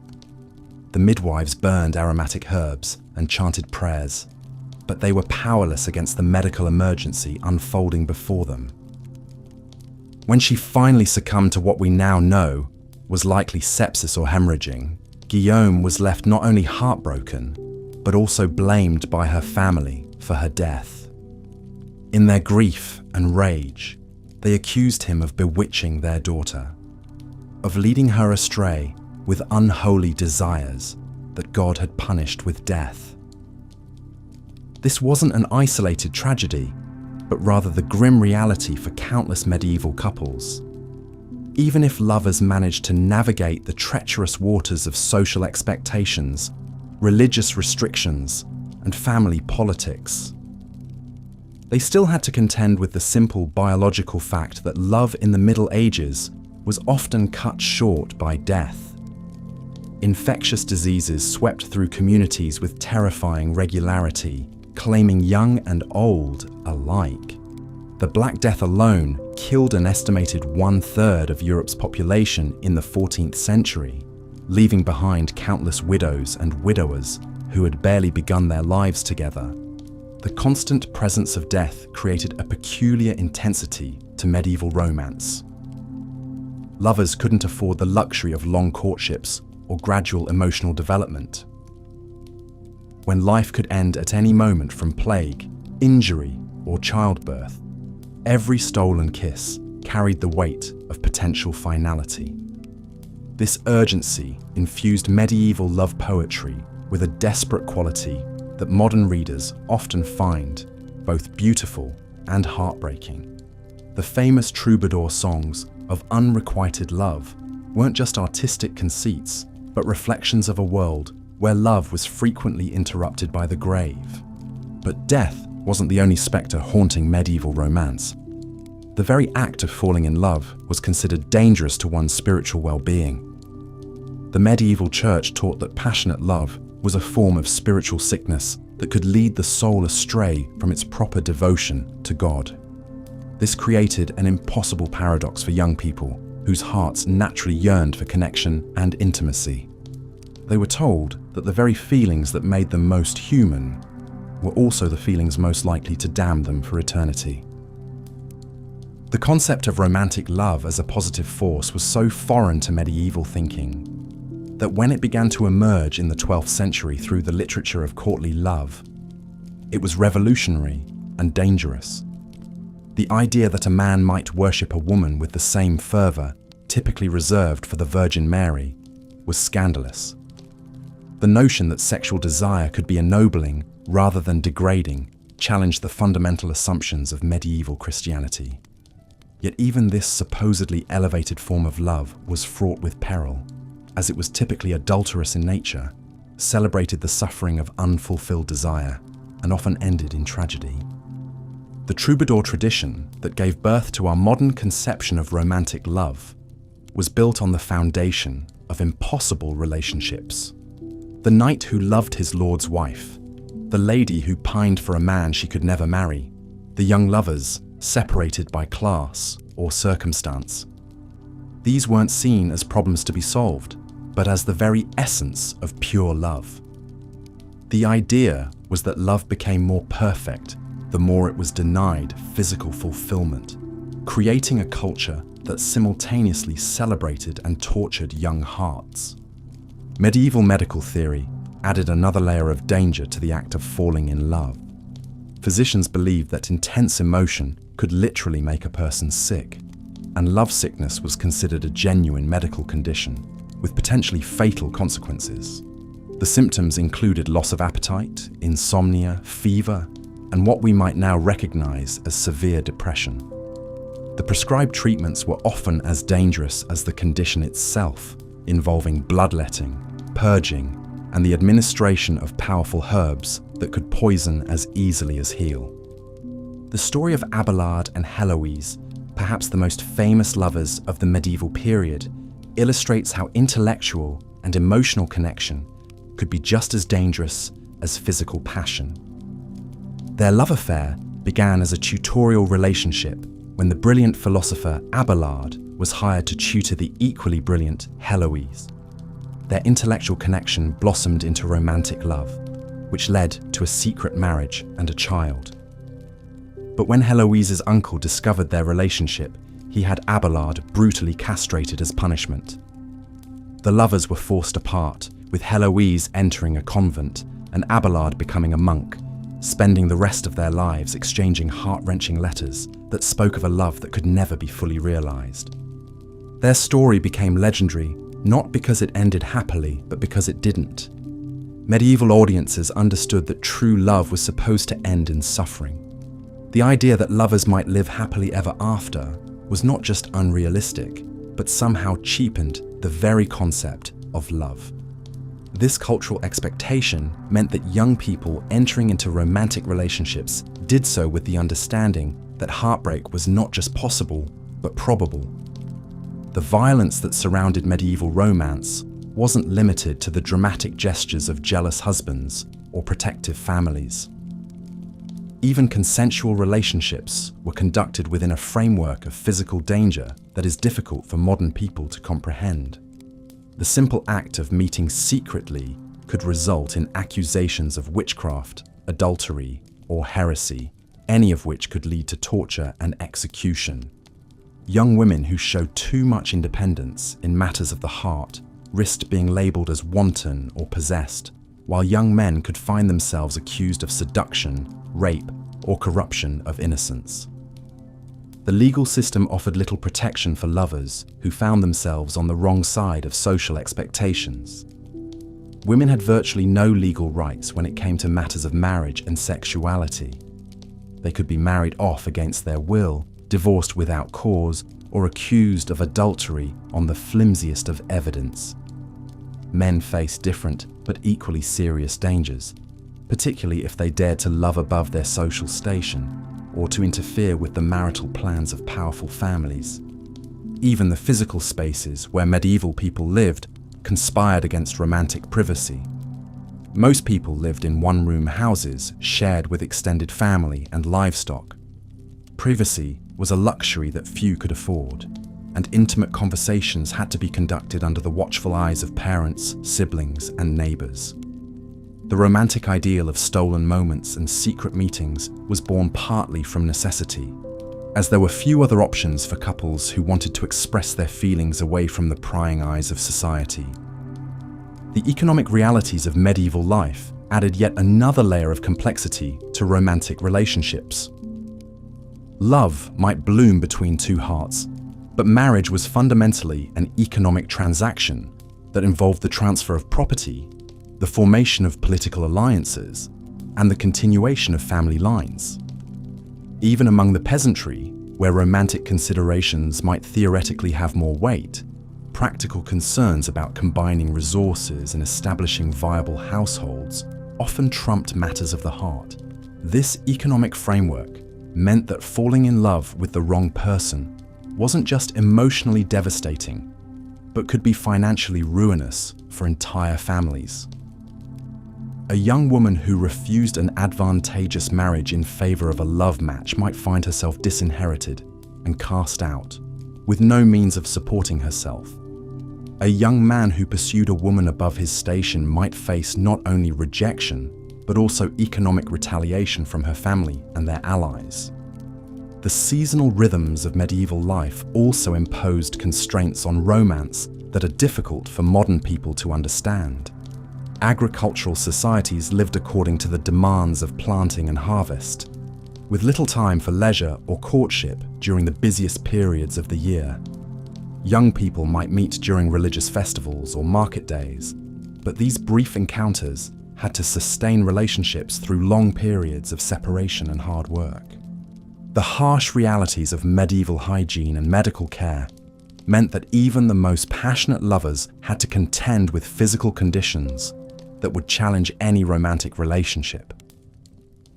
Without effective treatments for dental problems, skin diseases, or infectious conditions, physical attraction was often fleeting. The romantic ideal of beauty was constantly undermined by the practical realities of bodies that aged quickly and suffered from conditions that modern medicine treats routinely. Yet despite all these obstacles and dangers, love persisted in the medieval world with a tenacity that speaks to the fundamental human need for connection and intimacy. The very fact that romantic literature flourished during this period, that love songs were composed and sung despite the risks, that young people continued to fall in love despite the odds stacked against them, testifies to the power of human emotion to transcend even the most oppressive circumstances. The medieval lovers who dared to follow their hearts in the face of such overwhelming opposition were perhaps braver than any knight who ever rode into battle, for they fought against not just individual enemies, but against the entire structure of their society and the very conception of what it meant to be human in their time. Looking at your script summary and the reference materials, I'll continue from where part 7 left off, focusing on the supernatural beliefs and witchcraft fears that plagued medieval romantic relationships. Here's part 8. But perhaps no aspect of medieval romance was more terrifying than the pervasive belief that love itself could be the work of dark magic. In a world where the supernatural lurked behind every shadow, where devils whispered temptations and witches brewed potions in moonlit forests, the very act of falling in love was viewed with deep suspicion and fear. The medieval mind saw enchantment everywhere, especially in matters of the heart. When a nobleman suddenly became infatuated with a serving girl, or when a merchant's wife abandoned her family for a wandering minstrel, the explanation was clear to all who witnessed it. Witchcraft was at work. Love potions, enchanted amulets, and demonic pacts were believed to be the true causes of romantic passion, not the natural stirrings of the human heart. Women bore the brunt of these accusations. Any woman who possessed unusual beauty, healing knowledge, or simply the misfortune to inspire intense desire was at risk of being branded a witch. The very qualities that made someone attractive, intelligence, independence, away with herbs or animals, were precisely the traits that medieval society associated with supernatural malevolence. Consider the tragic tale of Marguerite de Porret, a French mystic and author who lived in the late 13th century. Marguerite wrote passionate spiritual texts about divine love, describing her soul's union with God in language so fervent and sensual that it scandalized the church authorities. Her crime was not heresy in the traditional sense, but rather the dangerous act of a woman speaking openly about love, even divine love, with too much knowledge and too much passion. The Inquisition declared her a heretic, demanding she recant her writings and submit to male religious authority. When Marguerite refused to be silenced, refusing to acknowledge that her understanding of divine love was somehow corrupted or demonic, she was burned at the stake in Paris in 1310. Her books were ordered destroyed, though copies survived in secret, passed down by those who recognized the genuine spirituality in her words, rather than the supposed witchcraft her persecutors claimed to see. But Marguerite's fate was far from unique. Across medieval Europe, women who dared to speak of love, to practice healing arts, or to live independently faced similar accusations.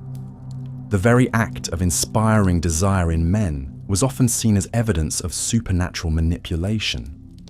If a married man abandoned his wife for another woman, the blame fell not on the man's choices, but on the supposed sorceress who had ensnared him with her dark arts. The fear of love magic permeated every level of society. Noble families hired priests to bless their marriages and ward off enchantments. Merchants carried protective charms to guard against the seductive spells of foreign women in distant ports.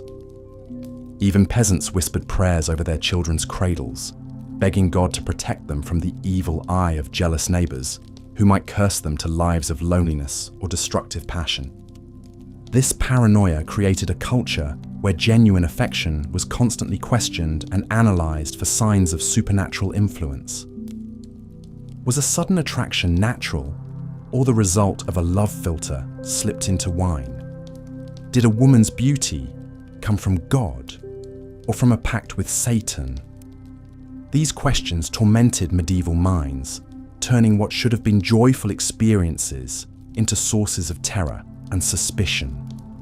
The church actively encouraged these fears, teaching that excessive passion was inherently sinful and likely demonic in origin. Priests warned their congregations that Satan used beautiful women as his primary weapons against righteous men. That lust was the devil's favorite tool for claiming souls.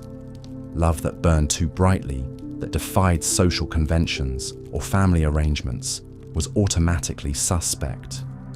Medical texts of the era, influenced by both classical learning and Christian theology, described romantic love as a form of madness, a disease that clouded judgment and led to spiritual ruin. Physicians prescribed bloodletting, fasting, and prayer to cure those afflicted with what they termed amor heroes, the sickness of excessive love. The symptoms they described, sleeplessness, loss of appetite, obsessive thoughts, were indeed real, but their understanding of the cause was filtered through a worldview that saw demonic influence in every strong emotion. This medicalization of love served to further stigmatize romantic passion, particularly for women. A woman who displayed too much desire, who seemed to enjoy physical intimacy, or who actively pursued a romantic relationship was likely to be diagnosed as either possessed by demons or practicing witchcraft herself. The cure often involved exorcism, public penance, or in extreme cases, accusations of heresy that could lead to execution. The fear of love magic also created a thriving underground economy of supposed protection and counterspells. Wise women, despite the risks they faced, sold charms and potions to ward off unwanted romantic attention or to break perceived enchantments. Priests offered special masses and blessings for those who believed themselves bewitched by love. Ironically, the very people society turned to for protection from love magic were often the same individuals who would later be accused of practicing it. Young people growing up in this atmosphere learned to fear their own emotions. Natural sexual development was viewed through the lens of spiritual warfare, with parents and religious authorities constantly watching for signs that their children had fallen under malevolent influence. The awakening of romantic feelings, instead of being celebrated as a natural part of human development, became a source of shame and terror. The legal system reflected and reinforced these supernatural fears. Courts regularly heard cases involving accusations of love magic, with testimony often consisting of nothing more than the claim that someone had fallen in love inappropriately. The burden of proof was impossibly low. If a man abandoned his family for another woman, if a young person defied their parents' choice of spouse, if someone displayed what was considered excessive passion, these behaviors alone could serve as evidence of witchcraft. The punishments for convicted love witches were severe and designed to serve as public warnings. Women found guilty of using magic to inspire love were subjected to public humiliation, physical torture, and often death. Their supposed victims, usually men who'd been bewitched into infidelity or inappropriate desire, were typically absolved of responsibility, treated as innocent parties who had been overcome by forces beyond their control. This system created a perfect mechanism for men to escape accountability for their romantic choices, while simultaneously providing society with scapegoats for the disruptions that passionate love inevitably caused to carefully ordered social arrangements. A nobleman could abandon his arranged marriage for a more attractive partner and claim he had been bewitched, allowing him to pursue his desires while maintaining his social standing and avoiding responsibility for breaking his vows. The impact on women's lives was devastating. Those who were beautiful, intelligent, or independent lived under constant threat of accusation. Many learned to deliberately make themselves less attractive, to hide their knowledge, to suppress their personalities in hopes of avoiding suspicion. Others retreated into religious life, seeking protection within convent walls, where their rejection of romantic love could be seen as holy rather than suspicious. But perhaps most tragically, these beliefs poisoned the very experience of love itself.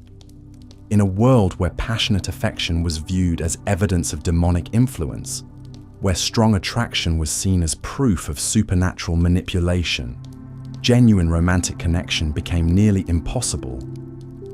Couples who might have found joy and fulfillment in each other's company instead lived in constant fear that their feelings were either sinful or artificial, the product of dark magic rather than natural human emotion. The psychological damage was immense. People learned to distrust their own hearts, to view their deepest emotions as potentially evil or false. The spontaneous joy of new love, the comfort of long partnership, the excitement of mutual attraction, all were tainted by the constant worry that these feelings might be the devil's work. Love, which should have been a source of happiness and connection, became instead a minefield of spiritual danger and social suspicion. Even successful relationships were shadowed by these fears. Couples who genuinely cared for each other had to constantly prove that their affection was natural and godly, rather than the result of enchantment. They were expected to demonstrate appropriate restraint, to show that their love served God and society rather than selfish passion. The simple act of enjoying one's spouse too much could raise suspicions about the supernatural nature of the relationship. This created a culture where emotional authenticity was not just discouraged, but actively dangerous. People learned to perform the approved forms of affection while hiding their true feelings, leading to relationships built on fear and pretense, rather than genuine connection. The very foundation of romantic love, the honest expression of attraction and care, was undermined by the constant threat of supernatural accusation. The children who grew up in such an environment inherited these fears and suspicions, perpetuating a cycle where each generation learned to view love through the lens of spiritual warfare. Young people received their first lessons about romance not through gentle guidance about healthy relationships, but through warnings about the demonic dangers of passion and the need to constantly guard against supernatural seduction. As we delve deeper into the medieval approach to courtship and marriage, we see how these supernatural fears shaped every aspect of romantic life, creating systems of surveillance and control that made genuine love not just difficult, but genuinely dangerous. The next phase of our exploration will reveal how these beliefs translated into the practical realities of medieval courtship, where young people attempting to find love faced not only social obstacles, but the very real threat of accusation, persecution, and death. In this world where love itself was suspect, where passion was proof of corruption, and where women who inspired desire faced accusations of witchcraft, the simple human need for connection and affection became a perilous journey through supernatural terrors and social condemnation. It was a system that served power and control far better than it served the human heart, creating a medieval romance that was indeed a nightmare of fear, suspicion, and tragic loss. Part 9. The superstitious terror of medieval romance. The suffocating grip of superstition cast an even darker shadow over medieval romance than the physical and social constraints we've already explored. In a world where the line between the natural and supernatural remained dangerously thin, love itself became suspect, viewed through a lens of fear that transformed tender feelings into potential evidence of demonic interference or witchcraft. Medieval society lived in perpetual terror of unseen forces. Every unexplained event, every sudden illness, every stroke of misfortune could be attributed to malevolent supernatural intervention. And nowhere was this paranoia more destructive than in matters of the heart. Love, with its mysterious power to transform behavior and inspire seemingly irrational actions, appeared to medieval minds as a force that could only be explained through supernatural means. Consider the plight of Eleanor, a young merchant's daughter in 14th century France. When she began displaying the telltale signs of romantic infatuation, gazing dreamily into the distance, losing her appetite, and speaking in passionate whispers about the blacksmith's apprentice, her family didn't see the natural bloom of young love. Instead, they saw the unmistakable symptoms of demonic possession or enchantment. Eleanor's father immediately called for the local priest, convinced that his daughter had fallen under a malevolent spell. This wasn't an isolated incident of paranoid overreaction. Medieval medical texts actually described love as a form of mental illness called lovesickness or erotic melancholy. symptoms of which supposedly included the very behaviors we now recognize as normal romantic attraction. The influential physician Constantine the African wrote extensively about love as a dangerous disease that could drive sufferers to madness, violence, or death. When someone exhibited signs of romantic passion, medieval society often responded not with understanding or support, but with fear and attempts at supernatural intervention. The church played a particularly sinister role in fostering these superstitious terrors. Religious authorities routinely preached that romantic love represented a dangerous departure from proper Christian devotion. They warned that passionate feelings could open the soul to demonic influence, making lovers vulnerable to Satan's temptations. Young people were taught to be suspicious of their own emotions, to view romantic desire as potentially sinful or even diabolical. This religious paranoia created a climate where expressing romantic feelings became an act of considerable courage. A young man composing love poetry risked being accused of practicing dark arts. A woman who showed too much enthusiasm for a suitor might find herself suspected of witchcraft. The very intensity that makes love beautiful became, in medieval minds, evidence of supernatural corruption. The fear of love magic pervaded every level of society. Wealthy nobles employed food tasters not just to guard against poison, but to detect love potions that might compromise their judgment in marriage negotiations. Merchants kept careful watch over their daughters, worried that rivals might use supernatural means to manipulate romantic attachments for business advantage. Even peasants lived in terror that their romantic rivals might employ cunning women or wise men to cast spells that would steal away their beloved's affections. These fears weren't entirely baseless within the medieval worldview. A thriving underground economy existed around love magic, with cunning folk, hedge witches, and folk healers offering potions, charms, and spells designed to kindle, enhance, or destroy romantic feelings. While these practitioners were often simply herbalists using natural aphrodisiacs or psychological manipulation, medieval society saw them as wielding genuinely supernatural powers. The consequences of this superstitious terror were devastating for ordinary people trying to navigate romance. Young lovers found themselves caught between their natural feelings and a society that viewed those feelings as potentially demonic.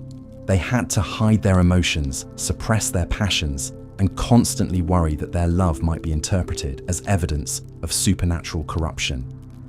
Margaret of Wessex, a 15th century wool merchant's daughter, left behind a diary that provides haunting insight into this psychological torment. She wrote of her love for a young clerk named Thomas, but her entries are filled with self-doubt and terror.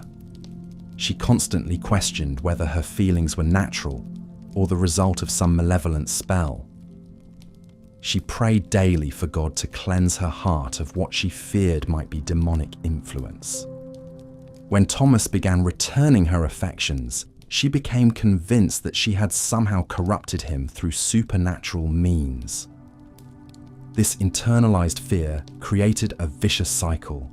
The more intensely someone experienced love, the more convinced they became that supernatural forces were at work. This led to guilt, self-loathing, and attempts to suppress or deny romantic feelings. Young people were taught to distrust their own hearts, to view their deepest emotions as potential evidence of spiritual corruption. The superstitious terror surrounding love also provided convenient weapons for those seeking to destroy romantic relationships. Jealous rivals could destroy a courtship simply by spreading rumors of love magic. Parents opposed to a match could claim their child had been enchanted. Spurned lovers could seek revenge by accusing their former beloved of practicing witchcraft. These accusations carried terrifying consequences. Suspected practitioners of love magic faced trials that often involved torture designed to extract confessions. The procedures for detecting love magic were barbaric and often fatal. Accused women might be subjected to swimming tests, where they were bound and thrown into water on the theory that witches would float while innocent women would sink. they faced pricking tests, where investigators searched their bodies for supernatural marks that supposedly proved their guilt. Even when formal accusations weren't made, the fear of love magic created an atmosphere of constant suspicion and paranoia. Couples had to be extraordinarily careful about how they expressed their feelings, worried that too much passion might be interpreted as evidence of supernatural manipulation. They lived in fear that rejected suitors or jealous rivals might spread rumors that would destroy not just their relationship, but their reputations and possibly their lives. The documentation from medieval witch trials reveals the devastating impact of these superstitious terrors on romantic relationships. In case after case, we see love affairs destroyed by accusations of magic. Young women were burned at the stake for the crime of being too attractive, too charming, or too successful in matters of the heart. Men found themselves accused of using supernatural means to seduce women above their social station. The trial records of Agnes Waterhouse, executed in 1566 for witchcraft, illustrate this pattern perfectly. Agnes was accused of using magic to make various men fall in love with her, to break up established relationships, and to cause impotence in men who rejected her advances. The evidence against her consisted primarily of testimony that she was unusually successful in romantic matters, and that several men had developed strong feelings for her. In a society where female romantic agency was viewed with suspicion, Agnes's apparent ability to attract and influence men was interpreted as proof of supernatural powers. This case demonstrates how the superstitious terror surrounding love particularly targeted women. In medieval thinking, women were seen as more susceptible to demonic influence and more likely to use supernatural means to achieve their goals. A woman who was too beautiful, too charming, or too successful in love automatically became suspect. Female romantic agency was so threatening to medieval patriarchal structures that it was literally demonized. The fear of love magic also created terrible situations for women who were naturally attractive or charismatic. Beauty itself became suspect, viewed as potentially supernatural in origin. Women learned to downplay their appearance and suppress their natural charm, worried that too much success in romantic matters might lead to accusations of witchcraft. This superstitious terror extended beyond individual relationships to poison entire communities. Villages lived in constant fear that cunning women among them might be practicing love magic. Neighbors watched each other suspiciously, looking for signs of supernatural romantic manipulation. The slightest unusual romantic development, a sudden infatuation, an unexpected marriage, a broken engagement, could trigger investigations and accusations. The psychological impact of living under this constant threat cannot be overstated. Young people grew up learning to distrust their own emotions, to view romantic love as potentially dangerous and possibly demonic. They internalized fears that made genuine intimacy nearly impossible. How could someone fully open their heart when they'd been taught that romantic passion might be evidence of supernatural corruption? These superstitious terrors also created terrible dilemmas for people experiencing genuine love. They had to choose between following their hearts and protecting themselves from accusations of magic. Many chose safety over love, suppressing their feelings and entering into loveless but socially acceptable marriages. Others risked everything for love, knowing that their passion might be interpreted as evidence of demonic influence. The documentation of medieval love magic trials reveals the creative cruelty of a society determined to control and suppress romantic feelings. Accused practitioners faced interrogations designed to extract confessions of supernatural activities. They were asked to explain how they had learned their magical arts, to name their demonic allies, and to confess to specific acts of romantic manipulation. The torture methods used in these investigations were particularly horrific because they were designed to extract confessions that would justify the accuser's superstitious beliefs. Women were subjected to sleep deprivation, physical torture, and psychological manipulation until they would confess to anything. The resulting testimonies, extracted under extreme duress, were then used as evidence that love magic was real and widespread. These forced confessions created a self-perpetuating cycle of terror. Each tortured confession provided evidence that supported society's superstitious beliefs about love magic. This evidence was then used to justify more investigations, more tortures, and more executions. The documentation from these trials was circulated widely, spreading paranoia and providing templates for future accusations. The superstitious terror surrounding medieval romance reached its peak during the great witch hunts of the 15th through 17th centuries. During this period, thousands of people, mostly women, were executed for practicing magic, and a significant proportion of these cases involved accusations of love magic. The famous Malleus Maleficarum, the handbook for witch hunters published in 1487, devoted extensive sections to detecting and prosecuting love magic. This systematic persecution created a climate where romantic love became literally life-threatening. Young people learned that expressing passion too openly or successfully attracting romantic partners could lead to accusations of witchcraft. They lived in constant fear that their natural emotions might be interpreted as evidence of supernatural corruption. The economic dimension of these superstitious terrors added another layer of horror to medieval romance. Accusations of love magic became tools for economic warfare. Successful merchants might find their daughters accused of using supernatural charms to attract wealthy suitors. Prosperous widows who remarried could face claims that they had enchanted their new husbands.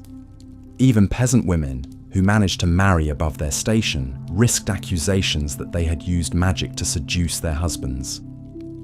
These economic motivations meant that accusations of love magic often targeted the most vulnerable members of society.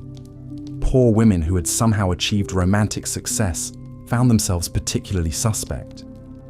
Their inability to afford legal representation or social protection made them easy targets for accusations that could result in property confiscation, exile, or death. The intersection of superstitious terror with medieval romance also reveals the deep-seated fear of female sexuality that permeated medieval society. Women who displayed sexual agency or romantic initiative were automatically suspect. They were seen as potentially using supernatural means to overcome the natural male dominance that medieval society considered proper. This fear of female romantic agency led to the development of elaborate tests and procedures designed to detect supernatural influence in romantic relationships. Church authorities developed questionnaires to determine whether romantic feelings were natural or magically induced. They looked for signs like sudden onset of passion, intensity of feeling, or romantic success that exceeded what they considered natural for a person's social status or physical attractiveness. The documentation from medieval communities reveals how these superstitious terrors poisoned relationships between neighbors, friends, and family members. People learned to be suspicious of each other's romantic successes. They watched for signs that others might be using supernatural means to achieve romantic goals. Community gatherings became opportunities for surveillance and suspicion, rather than celebration and connection. The psychological warfare inherent in these superstitious systems was particularly cruel. Accused individuals faced not just legal consequences, but complete social isolation. Their friends and family members, terrified of being associated with suspected practitioners of magic, would abandon them. Even those who escaped formal prosecution often found their lives destroyed by suspicion and social ostracism. The religious dimensions of medieval superstitious terror created additional layers of psychological torment for people experiencing romantic love. They were taught that their feelings might be sinful, that romantic passion could damn their souls, and that they needed to constantly examine their emotions for signs of demonic influence. This created a form of spiritual torture where people learned to distrust and fear their own hearts. The medical establishment of medieval Europe contributed to these superstitious terrors by providing seemingly scientific explanations for the supernatural nature of romantic love. Physicians wrote extensively about love as a form of madness caused by supernatural influences. They developed elaborate theories about how demons could manipulate human emotions and prescribed treatments that often involved exorcism or other religious interventions. These medical theories gave scholarly legitimacy to popular superstitions about love magic. When learned physicians confirmed that romantic passion could be caused by supernatural influences, it became much easier for ordinary people to believe that their neighbors might be practicing love magic. The fusion of medical authority with superstitious belief created a particularly powerful and destructive form of paranoia. The legal systems of medieval Europe developed elaborate procedures for prosecuting love magic, creating bureaucratic machinery for destroying romantic relationships. Courts developed standardized methods for investigating accusations, interrogating suspects, and determining guilt or innocence.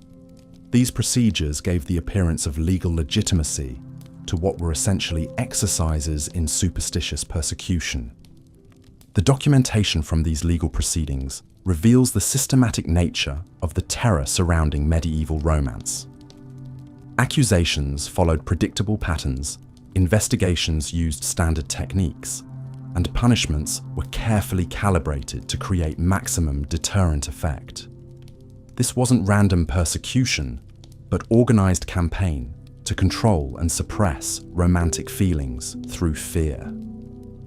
The international nature of these superstitious terrors meant that people couldn't escape them by moving to different regions or countries. The fear of love magic spread across medieval Europe, creating a continental climate of romantic paranoia. Trade routes and pilgrimage paths carried not just goods and people, but also superstitious beliefs and persecution techniques. This widespread nature of romantic superstition meant that medieval people lived under a constant cloud of fear that could follow them anywhere. A young couple might flee their home village to escape accusations of love magic, only to find the same suspicions and dangers in their new community. There was literally nowhere in medieval Europe where romantic love was entirely safe from superstitious persecution. As we examine the devastating impact of superstitious terror on medieval romance, we see how fear and paranoia poisoned what should have been humanity's most beautiful and natural experiences. Love, which should bring joy and connection, became a source of terror and danger. Young people learned to suppress their deepest emotions and distrust their own hearts. Communities turned against their own members based on nothing more than successful romantic relationships. The legacy of these medieval superstitious terrors extended far beyond the Middle Ages, creating cultural patterns of sexual shame and romantic fear that persisted for centuries. The idea that passionate love might be supernatural or dangerous, that female romantic agency was inherently suspect, that successful relationships required explanation beyond natural attraction. These beliefs shaped European culture for generations. Understanding this history helps us appreciate not just how far we've come in accepting romantic love as natural and beautiful, but also how deeply embedded these superstitious fears became in Western culture. The medieval terror of love magic may seem distant and foreign to us now, but its echoes can still be found in modern anxieties about sexuality, romance, and emotional expression. The brave individuals who risked everything for love during these dark centuries, who chose to follow their hearts despite the supernatural terrors surrounding them, represent some of humanity's greatest heroes. They fought not just against social constraints and physical dangers, but against a culture that had literally demonized their deepest emotions. Their courage in the face of such overwhelming fear and persecution stands as a testament to the indomitable power of human love to survive even the darkest and most superstitious of times. looking at your summary and the reference materials, here's part 10 of the script, continuing from where you left off. As we've seen throughout this exploration of medieval romance, the very foundations of love and courtship were built upon a bedrock of suffering, superstition, and social control. But perhaps no aspect of medieval life demonstrates the true nightmare of dating more starkly than the complete absence of personal agency that defined romantic relationships for the vast majority of people. In our modern world, we take for granted the fundamental right to choose our own partners, to date freely, to marry for love rather than obligation. But in medieval times, such freedoms were not merely rare, they were actively dangerous. Consider the life of a typical peasant girl named Margaret, living in the 14th century England. At the age of 12, Margaret's fate was already sealed. Her father, a struggling serf bound to his lord's estate, had negotiated her betrothal to Thomas, the son of a neighbouring farmer. The arrangement had nothing to do with Margaret's wishes or feelings. She had never even spoken to Thomas beyond a few awkward encounters at the village well. Instead, the match was purely transactional. Thomas's family owned a slightly larger plot of land and possessed 2 oxen rather than 1. The marriage would consolidate resources and provide Margaret's family with better access to ploughing equipment during the crucial planting season. Margaret herself was never consulted about this arrangement. The very idea that a young woman might have preferences about her future husband was not merely ignored, it was considered dangerous and potentially sinful. The church taught that feminine desires were inherently corrupting, that women who sought to choose their own partners were displaying the same prideful rebellion that had led Eve to doom mankind in the Garden of Eden. Margaret's role was to submit, to accept whatever husband her father deemed appropriate, and to consider herself fortunate that she was being provided for at all. But Margaret's story becomes even more tragic when we consider what this marriage actually meant for her daily existence. Thomas, her betrothed, was known throughout the village for his violent temper and his fondness for ale. He had already beaten his previous bride so severely that she had miscarried twice before finally dying in childbirth at the age of 16. The villagers whispered about Thomas's cruelty, but no one dared intervene. A husband's right to discipline his wife was not only legally protected, but religiously mandated.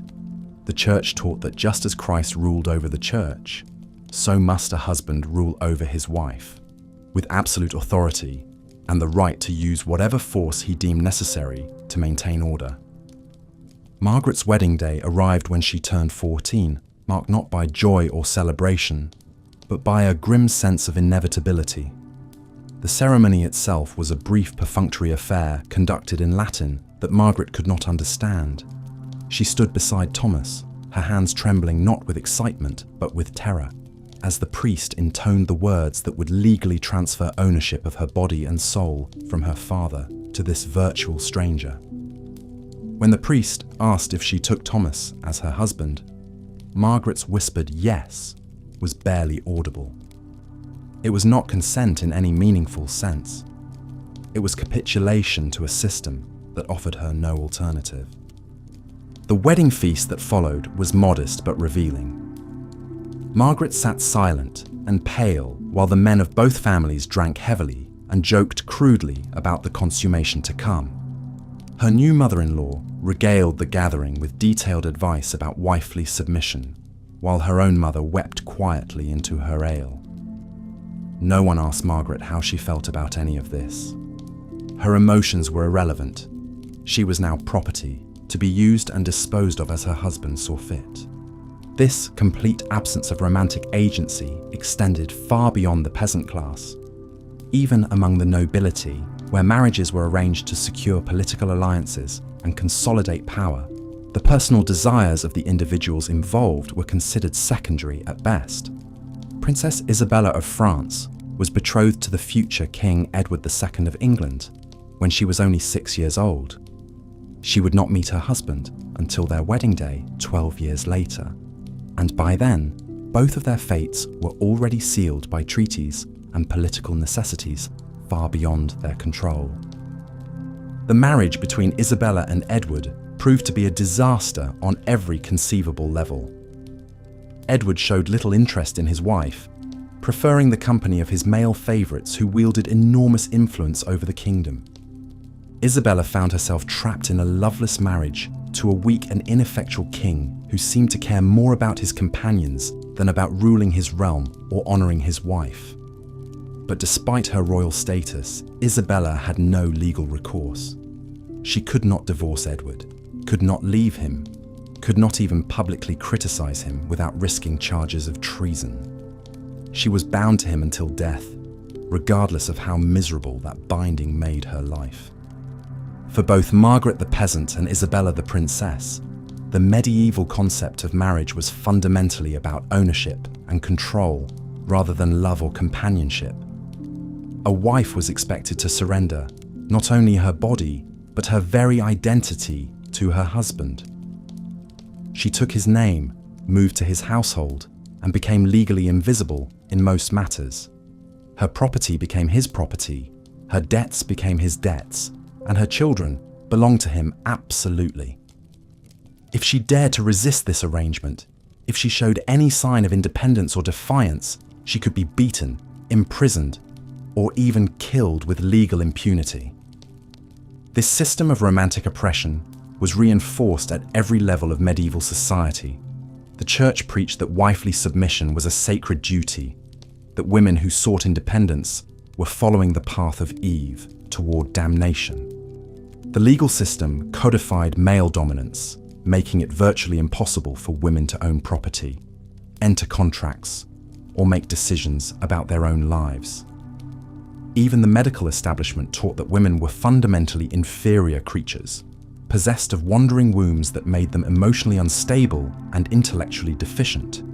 But perhaps most insidiously, this system was enforced through the constant threat of social ostracism and economic ruin. A woman who refused to marry, who left an abusive husband, or who dared to express romantic preferences that conflicted with her family's wishes would find herself cast out from the only social networks that could provide her with protection and support. In a world where women had almost no legal rights and few economic opportunities, such isolation was often tantamount to a death sentence. The few women who did manage to resist this system paid an enormous price for their defiance. Take the case of Margery Kempe, a 14th century English woman who experienced religious visions and felt called to a life of spiritual devotion.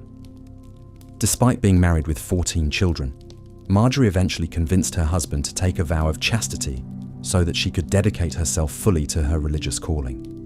But this decision made her a target of suspicion and harassment throughout her community. She was accused of heresy, threatened with burning at the stake, and constantly criticized for abandoning her proper role as a wife and mother. Even her own family sometimes turned against her, viewing her spiritual visions as evidence of madness or demonic possession.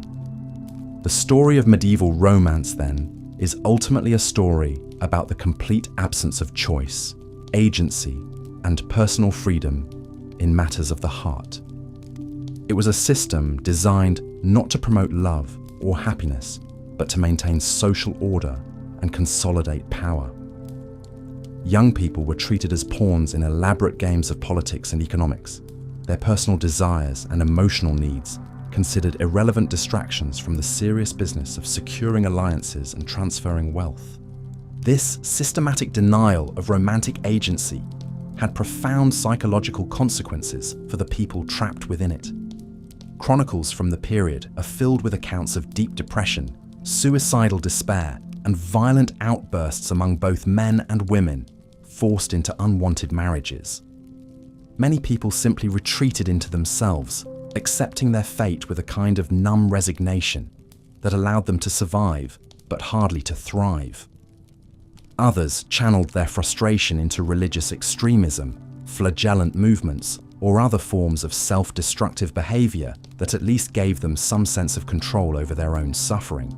The medieval concept of courtly love, which we explored earlier, can be understood partly as a response to this crushing absence of romantic freedom. by celebrating impossible, unconsummated passion between knights and married ladies. Courtly love provided a fantasy escape from the brutal realities of actual medieval marriage. It allowed people to imagine what love might feel like if it were based on choice, mutual attraction, and emotional connection rather than economic necessity and social obligation. But even this fantasy was tinged with tragedy and doom, reflecting the deep understanding that true romantic freedom was simply impossible within the constraints of medieval society. As we reach the end of our exploration into why dating was a nightmare in medieval times, we must confront the sobering reality that for most people living in that era, what we would recognize as dating simply did not exist. There was no period of courtship where young people could get to know each other, discover compatibility, or develop genuine affection. There were no opportunities for private conversation, shared activities, or the gradual building of emotional intimacy that we consider essential to healthy romantic relationships. Instead, there was only the grim machinery of social control, grinding forward with inexorable efficiency to sort people into predetermined roles and relationships that served the needs of the powerful while crushing the spirits of everyone else. Love, when it existed at all, was something that might develop after marriage if couples were extraordinarily fortunate. But it was never the foundation upon which relationships were built, and it was certainly never considered a sufficient reason to challenge the established order. In our modern world, for all its flaws and complications, we have at least established the principle that people should have the right to choose their own romantic partners, to marry for love rather than obligation, and to leave relationships that make them miserable. These freedoms, which we often take for granted, would have seemed like impossible dreams to our medieval ancestors.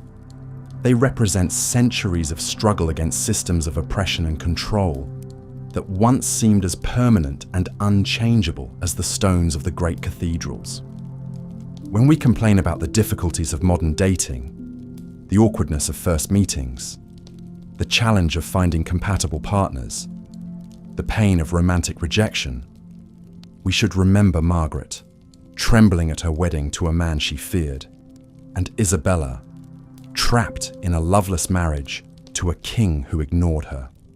We should remember all the countless individuals whose names history has forgotten, who lived and died without ever experiencing the simple joy of choosing to be with someone who truly cared for them. The nightmare of medieval dating was not just about the practical hardships we've explored throughout this series, the disease, the violence, the superstition, and the social constraints.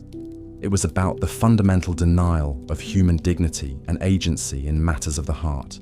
It was about a world where love was considered dangerous, choice was forbidden, and happiness was sacrificed on the altar of social stability and political necessity.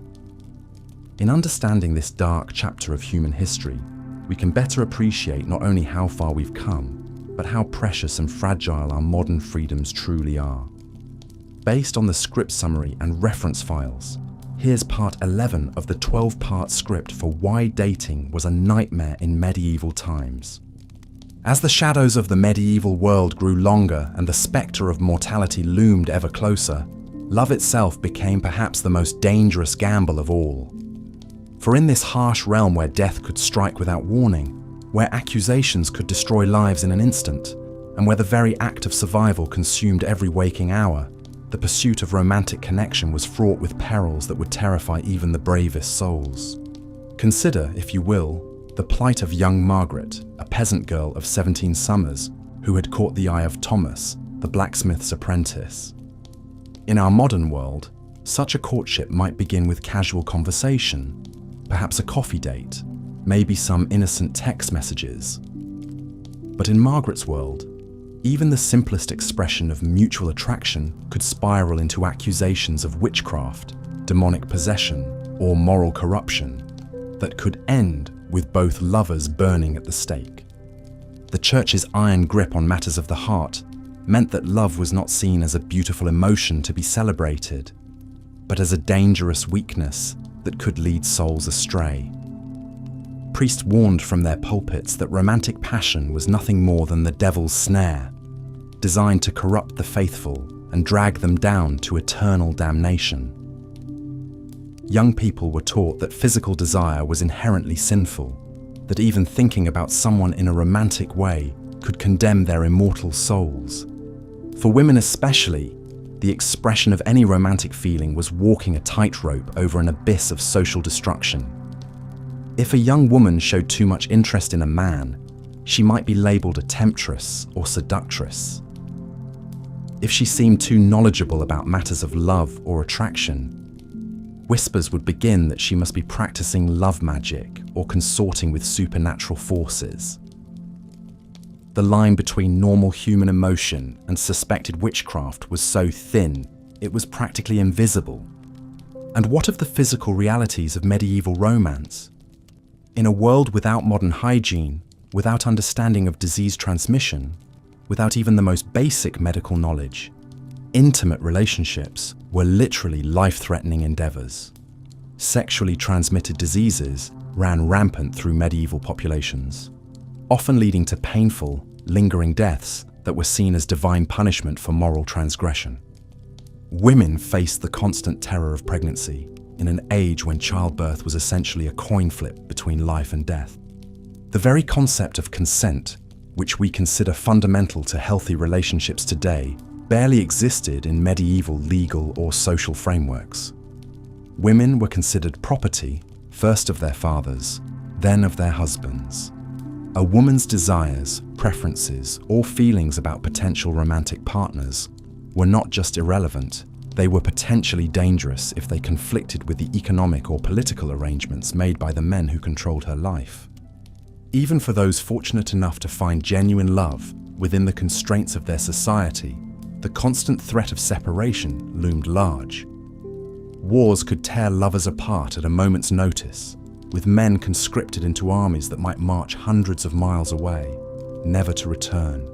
Plagues could sweep through communities, claiming one partner while sparing the other, leaving behind only grief and memories. Economic hardship could force families to make devastating choices about which children to keep fed and which to send away. The emotional toll of such uncertainty was crushing. Imagine trying to build a loving relationship while knowing that at any moment your beloved could be accused of heresy, dragged away by soldiers, struck down by disease, or simply disappear into the vast, dangerous wilderness that lay beyond every village. The psychological stress of such constant threat would be overwhelming by any standard, yet medieval people were expected to simply accept this as the natural order of things. For those who did manage to marry, the challenges were far from over. Medieval marriages were business arrangements first and foremost, designed to consolidate wealth, secure political alliances, or ensure economic survival. Love, if it developed at all, was considered a pleasant bonus rather than the foundation of the relationship. Couples were expected to produce children quickly and frequently, regardless of their emotional connection or physical compatibility. The home itself offered little sanctuary for romantic feeling. Medieval houses were cramped, cold, and utterly lacking in privacy. Extended families, servants, and even livestock often shared the same living spaces. The idea of intimate moments between spouses was largely theoretical when children, in-laws, and farm animals were constant witnesses to every interaction. Romance requires some degree of privacy and comfort, luxuries that were virtually unknown to all but the wealthiest nobles. Even the language of love was constrained by the limited vocabulary and rigid social expectations of the time.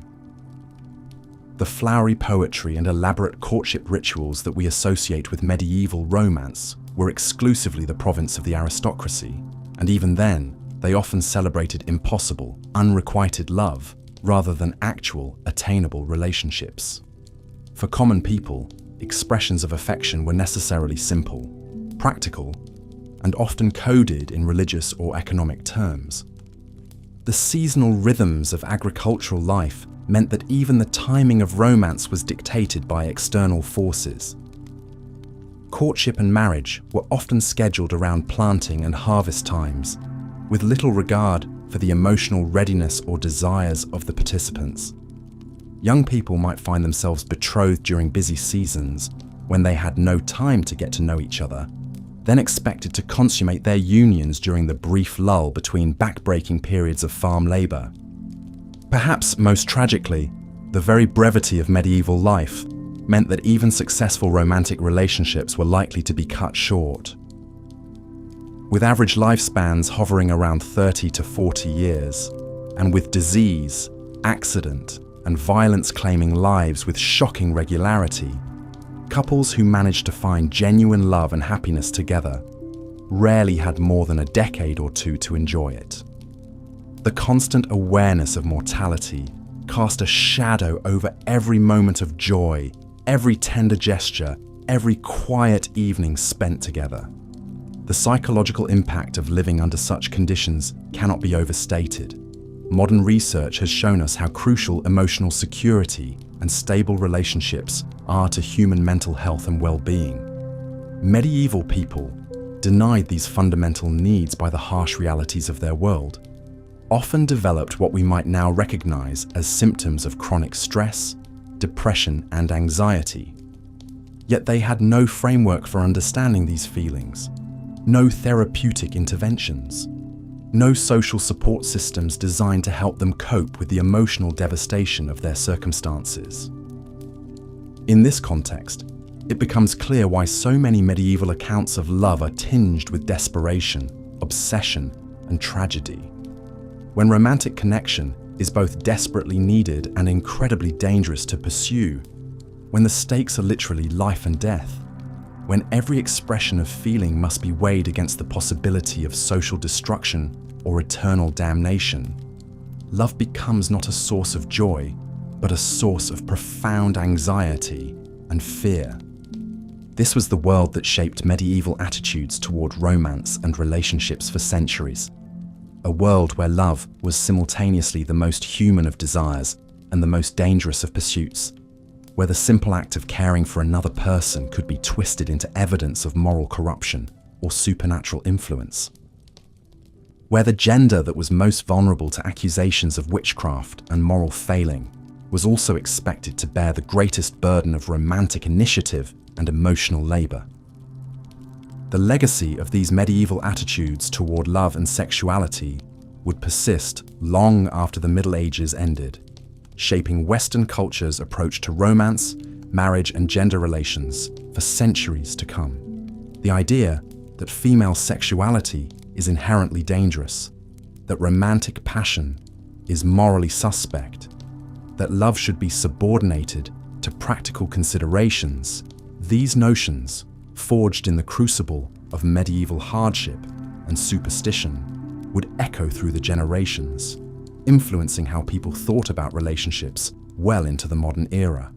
And yet, despite all these obstacles, despite the crushing weight of social expectation and supernatural fear, despite the constant threat of death and destruction, love somehow persisted. In quiet moments stolen between the grinding demands of survival, in glances exchanged across crowded market squares, in small acts of kindness and protection, medieval people found ways to care for each other.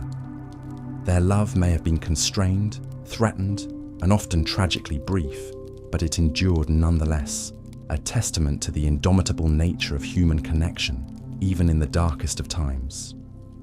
So we've journeyed through the grim realities of medieval Scotland, where life was indeed a brutal struggle for survival. From the endless cycle of clan warfare and blood feuds to the grinding poverty of the peasantry, from the oppressive power of the church to the devastating plagues that swept the land, it painted a picture of unrelenting hardship. But as we close this exploration of Scotland's darkest chapter, let us remember that even in those harsh times, there were glimmers of hope and humanity. The quiet dignity of the common folk who endured generation after generation. The bonds of kinship and community that sustained people through the bleakest winters, and the stubborn spirit of independence that would eventually forge a nation. The medieval Scots may have lived short, difficult lives, but their legacy endures in the very character of Scotland itself, in its fierce pride, its resilience in the face of adversity, and its unbreakable sense of identity. Their struggles were not in vain, for they laid the foundations upon which a freer, more prosperous Scotland would eventually be built.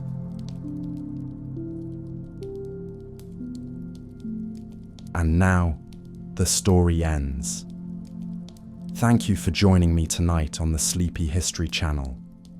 We've traversed the tangled web of medieval love and survival, where hearts were often silenced by duty, and tenderness fought to exist within a world ruled by hierarchy and faith.